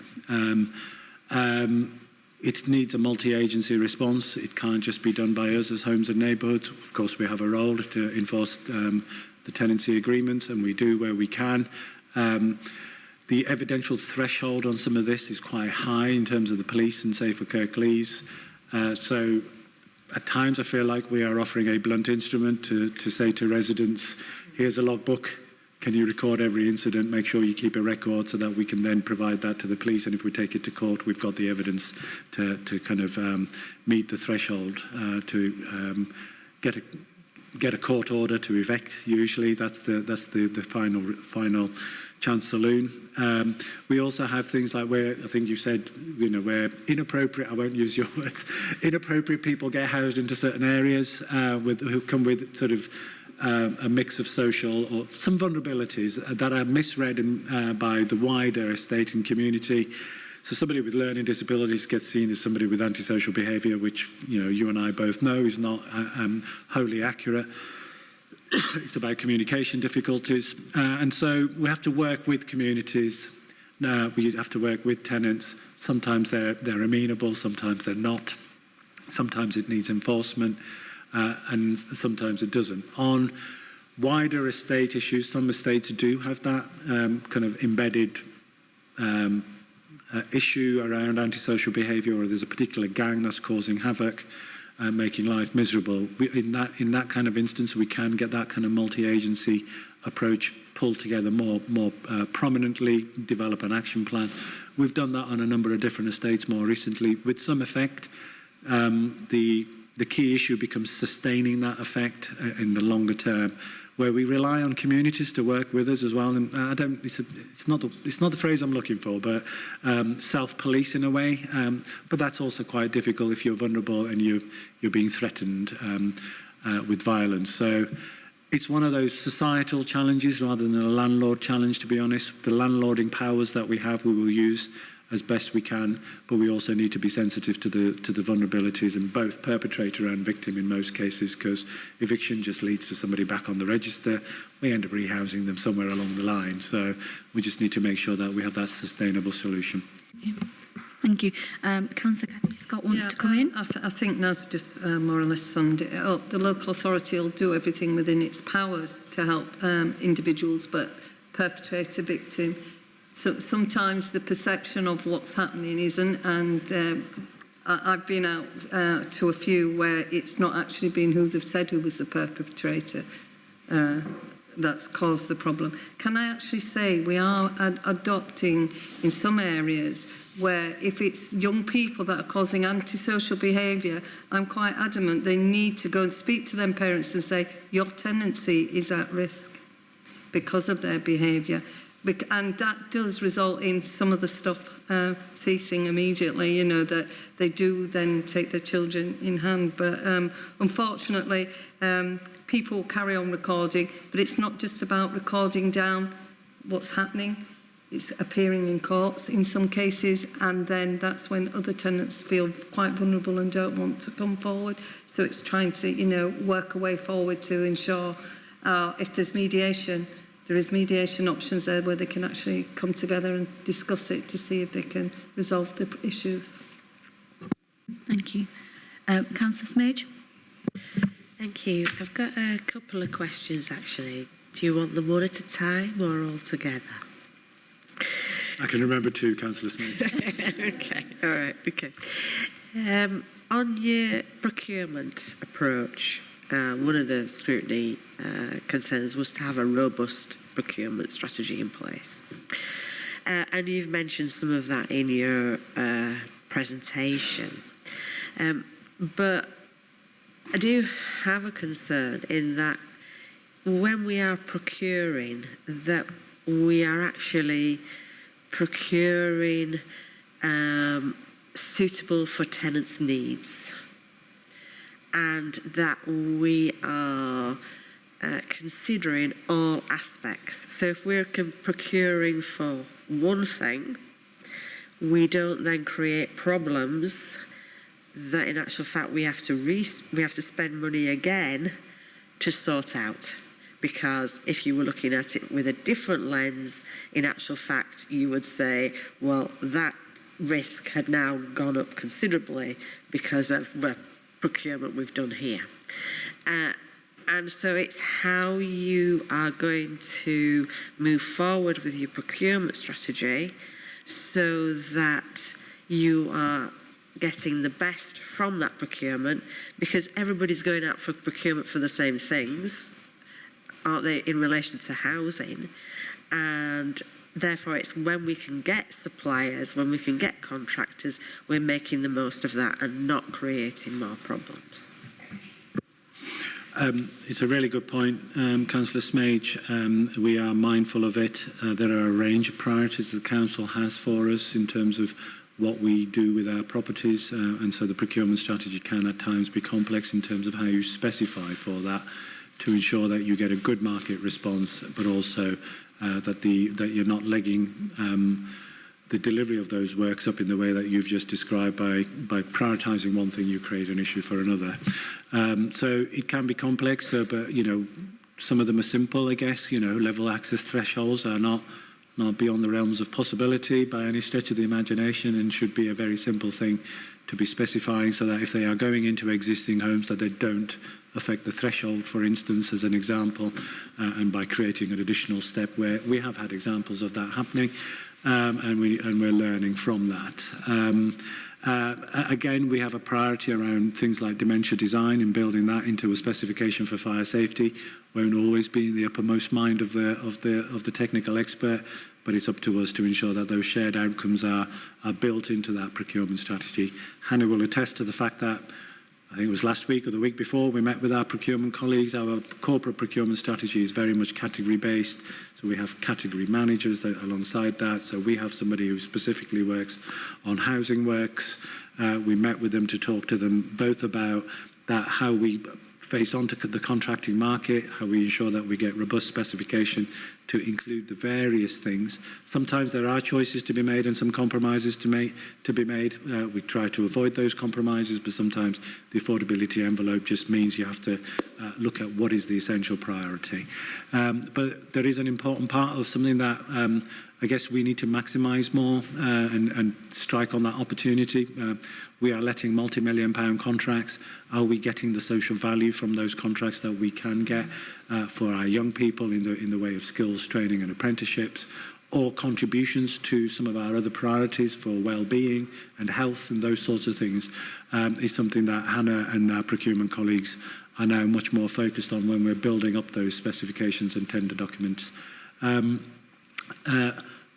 like to say we're never going to miss anything, but we are all human. So, but I think we have it in view and in sight, and about how we build that and make sure we learn some of the lessons of our past procurements where we have created issues as we move through the build programme. My experience of contracting and construction over 30 years is that things will always go wrong on site. We just need to make sure you have provision in the contract to respond to those appropriately and accordingly, and you've built in that risk pricing into your contract costs so that you're not then exposed to commercial risk. Yeah, I think it's about as well responding in a timely manner to problems as well when they're identified. I think that is, hopefully we wouldn't have the issues that we've had previously, but, you know, I think it's about responding in a timely manner. And I'm glad you mentioned about dementia friendly. Really keen that we actually think about dementia friendly when we are procuring, especially if it means that because we don't, we're affecting how a tenant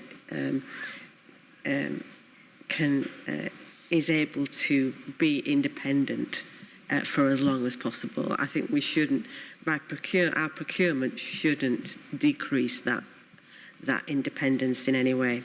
Can I also ask about the high-rise flats, please? Because we're decanting a lot of people from our Berry Brow flats. We're decanting a lot of people. But I understand from what you said, we're putting some people in as well from the bed and breakfast. So if we are moving people from one accommodation to another, how are we ensuring that they have things that they will need when they're in that accommodation? But also, if they're only in accommodation temporarily, how are we helping them move into more permanent accommodation? Are we not solving one problem and creating another? Let's hope not, Councillor Smage. But so we've always had temporary accommodation at Berry Brow. It's an expansion of that temporary accommodation to ensure that we're making best use of our assets at a time when we have huge demand and not able to meet it with the available stock. The people who are moving out of Berry Brow on the longer term are statutorily entitled to what is known as home loss and disturbance. That amounts to something in the region of £7,800 per individual, so that enables them to do their setup at their new home. So we think that's adequately covered. But then where there are hardships, you know, we are helping people move in terms of removals and those sorts of things as well on top of that. As we move people out of bed and breakfast, which I think we all agree is inappropriate accommodation for both young people and families, and that's what we're experiencing at the moment because we don't have enough temporary accommodation to house those people into. We would prefer not to put them into B&B, which is why we're expanding the Berry Brow accommodation. That is run by our housing solutions team, so it's run in exactly the same way any other temporary accommodation is managed. So if there's furniture packs that are needed, those are provided into that temporary accommodation so that those people can move in there and live there temporarily. In moving them back out into permanent accommodation, they're like anybody else on the register and anybody else who's in temporary accommodation currently. As soon as a property becomes available, their bid is successful, they are able to move into that in much the same way we do at the other end, into the permanent home. We do what is known as the lettable standard, which is ensuring that all the void repairs, all the repairs have been done before they move in. And if there are things like a kitchen that is up for replacement, we will do that replacement as well. But it does have to align to the asset strategy and the stock condition data. And we will decorate kitchens and bathrooms for them as well and put flooring in them for them. So, thank you. And one of my last questions is, what priority are damp and mould repairs getting? You mentioned they've been put into the Decent Home Standard for Kirklees, but what priority are we looking at damp and mould So we are currently working through the data on our damp and mould, identifying we have seen an increase since December, in part because of the national attention, in part because of the winter months and things getting worse at a time when people can't afford to heat their homes. So that has exacerbated the situation. We've seen the volumes double. We're now working through that list to identify vulnerability as much as to prioritise those, and then we are responding to those as quickly as possible. I'd like to say we treated in the same way we did fire safety, where we had a 2-hour turnaround on a high-risk fire action. We are just physically not able to do that because the contractor market doesn't have the capacity. So we have a contractor who does our damp and mould treatment, who has a backlog of 10 weeks. Some of that's about lessons learned on contracting. But that was set at a time when our volumes were very different. So they were doing 60 a week, and that's what the contract is tailored to. We need them to do far more now. And they don't have that capacity, and they're not geared up. We don't think we'll be able to sort it out with that contractor. So we're now building up an in-house model to do through our direct labour organisation. So I've just been having the conversation about recruiting painters and decorators so that we can then crack through that. I think I'll be able to answer your question about service standard when I have a bit more information and can see the data in more depth and understand what our response times can look like. At this stage, I have to say we're not responding quickly enough. We need to improve our response times. We need to get through that backlog as an urgency. Thank you. I believe Councillor Matthew has some questions on behalf of Councillor Tyler. I do. Thank you very much, Chair. Tyler just he says thank you for the presentation and sent 3 questions. First one, Harold Wilson Court, has this kept to budget? This is a nice simple one to start with. Then next one, external partners aren't covered in this presentation. How do you see existing external partnerships developing? For example, armhouse estates like Roebuck Memorial Homes and Kirklees Community Association, who are able to assist with complex cases. And then the last one, tenants and residents associations also aren't mentioned. In Dalton, there has been a desire from Kirklees Housing to establish as many TRAs as possible, but housing officers then step away, which has led to some collapsing, some meeting fairly rarely and just ticking over, and others which flourish. Are TRAs the right vehicle for engaging with tenants and residents? And might improved focus on community groups be a better way to engage residents and possibly working with other Kirklees departments like community cohesion to engage with residents differently? I did say I can remember 2 questions, so I might have to come back. So on the role of tenants and residents associations, they play a very important role in our tenant engagement and involvement and empowerment strategy. We work with them quite closely and we sort of take their views into account and respond to them as best we can. The Tenant Advisory Grants Panel also has a reach into them to work with them and get their views so that they can inform decision making. Councillor Scott, is there anything else you would like to say on TRAs? Yeah, regarding the TRAs, there was a review and some of them weren't existing at all. They weren't doing things, they were there but in name only. And as has already mentioned about how important they are very, very important. However, we have to be realistic. When TRAs first come into view, people often had the time to go into them. People's lifestyles have changed now. So when meetings are taking place during the day, people that work are excluded. So we've got new avenues for tenants' voice and tenants to feed into information. So that's what's used now. There is still TRAs out there and buildings, but also some of the buildings that TRA were using were actually flats that were converted into an office for them to use. And because of the housing pressures, we've had to convert them back into houses. Take Kirklees, that's one for example, 2 flats. It's now back 2 flats in the housing stock, which is now housing people. So there's different ways and it's evolved now. So it's important to note that those were underutilised TRA offices where the TRA began over time to kind of lose some of the capacity that it might have once enjoyed, and they weren't meeting as frequently, so the building was lying empty, so it was better utilisation of stock to do it in that way. On external partnerships, we really value our external partnerships. We have a range of registered providers that work in Kirklees, and between them they have a stock of about 6,000 homes.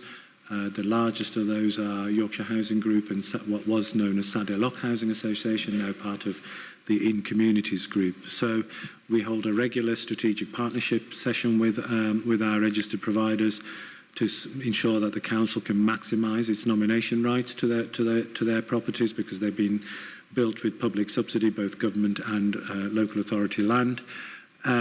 So working with them to discharge our obligations to prevent homelessness, to deal with homelessness and rehouse other people on the register is a key part of that partnership working. You name check some specific partners who are more kind of strategically related to us in the sense that we enjoy strong partnerships and close relationships with the likes of Kirklees Community Associations and Roebuck.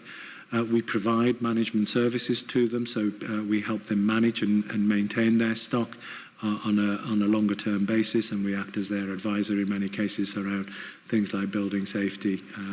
We do their rent collection, etc., etc. So we provide the full gambit of services for them. So they're close partners with other providers. They have their own in-house mechanisms to deal with management of their stock. In the context of Kirklees Community Association, it does more than just affordable housing.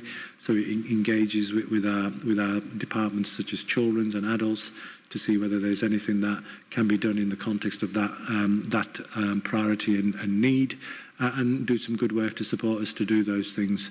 They have some flexibility because a lot of their stock isn't governed by the social housing regulator, so they have a degree of flexibility that perhaps other social housing providers like the council don't have, because we have that regulatory construct that binds some of our operational activity. I think I've answered that one. There was one formally. Yeah, Harold Wilson Court, has it kept a budget? That's what Harold Wilson Court.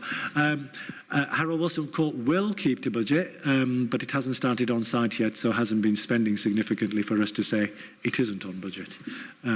So it's a £3.5 million budget. Hannah and her team are currently working up the final specification and final price in terms of that contract price. Once that contract price has been secured, if it is over the budget that the Cabinet have agreed, we'd have to go back to Cabinet to get that approval. Although strategic directors have a plus or minus 5% delegation, so if it's within that margin, we will be able to let it. But whatever we secure as the contract price will become the budget, and we will manage to that. Tyler says thank you. Thank you. Thank you. Any further comments or questions? I can't see any. Okay. Thank you, Naz. Thank you, Councillor Cathy Scott, and thank you, Hannah, for attending. For a great presentation. You met some fantastic targets, and it's really pleasing to hear, so thank you very much. Thank you. Thank you. Thank you. Thank you for your time. Right, we'll swiftly move on because I'm conscious of time. So move to item 10, which is the work programme. Is that something we can discuss online? Okay. So the updated work programme for the 2022 to 2023 municipal year is attached to the agenda, which you will have had the chance to consider. So do members have anything else to add in respect to the work programme or any comments to make? Councillor Matthew? Yeah, just a couple of things, kind of looking forward, really. I've tried all year to try and get future bus patronage on consideration by the panel, and it's not happened for various reasons. I've been given lots of different reasons why not now or why it can't be done. So in future, when we're presented with a list of potential things we could call in, can we make sure that that is a list of things we can actually call in? Because there's no point telling us we can if we then try and it doesn't happen. And secondly, hopefully I'll still be on the panel next year, in which case I'd really like to put my colours to the mast now and say I'd like to bring the White Rose Forest in for scrutiny, because there's some stuff I want to know about and some questions I want answered. All right, thank you. Okay, we'll take your point on the second one in terms of White Rose Forest. In terms of answering your first comment to your first question, we are in consultation with the Wyker service around the bus patronage. We are in discussions at the minute, and we're just waiting back for further dates or confirmation of them coming to attend. So we are looking into that for you. I'm just conscious that Wyker obviously had their own scrutiny committee panel as well, in which Kirklees Council does have members that sit on there. Despite that, we are still in discussion, and we are looking to try and arrange a date with that service. Brilliant, thank you. Can I just mention that at Management Committee each year we have a flood risk report that comes, and that is coming to the next Management Committee meeting, and that will have some information on about forestry as well. So if you want to have a look at that and then see if what you want to take further as far as the White Rose Forest is concerned for your work programme. Okay, thank you. Thank you, Councillor Smage. So yeah, I hope that answers your question, Councillor Matthew. We are in discussion with them, and hopefully we can, fingers crossed, can get a date with them moving forward. Any further comments and questions on the work programme? No. Can't see anyone online. Yep. You'll be happy to know we'll close the meeting here. Thank you everyone for attending. Thank you.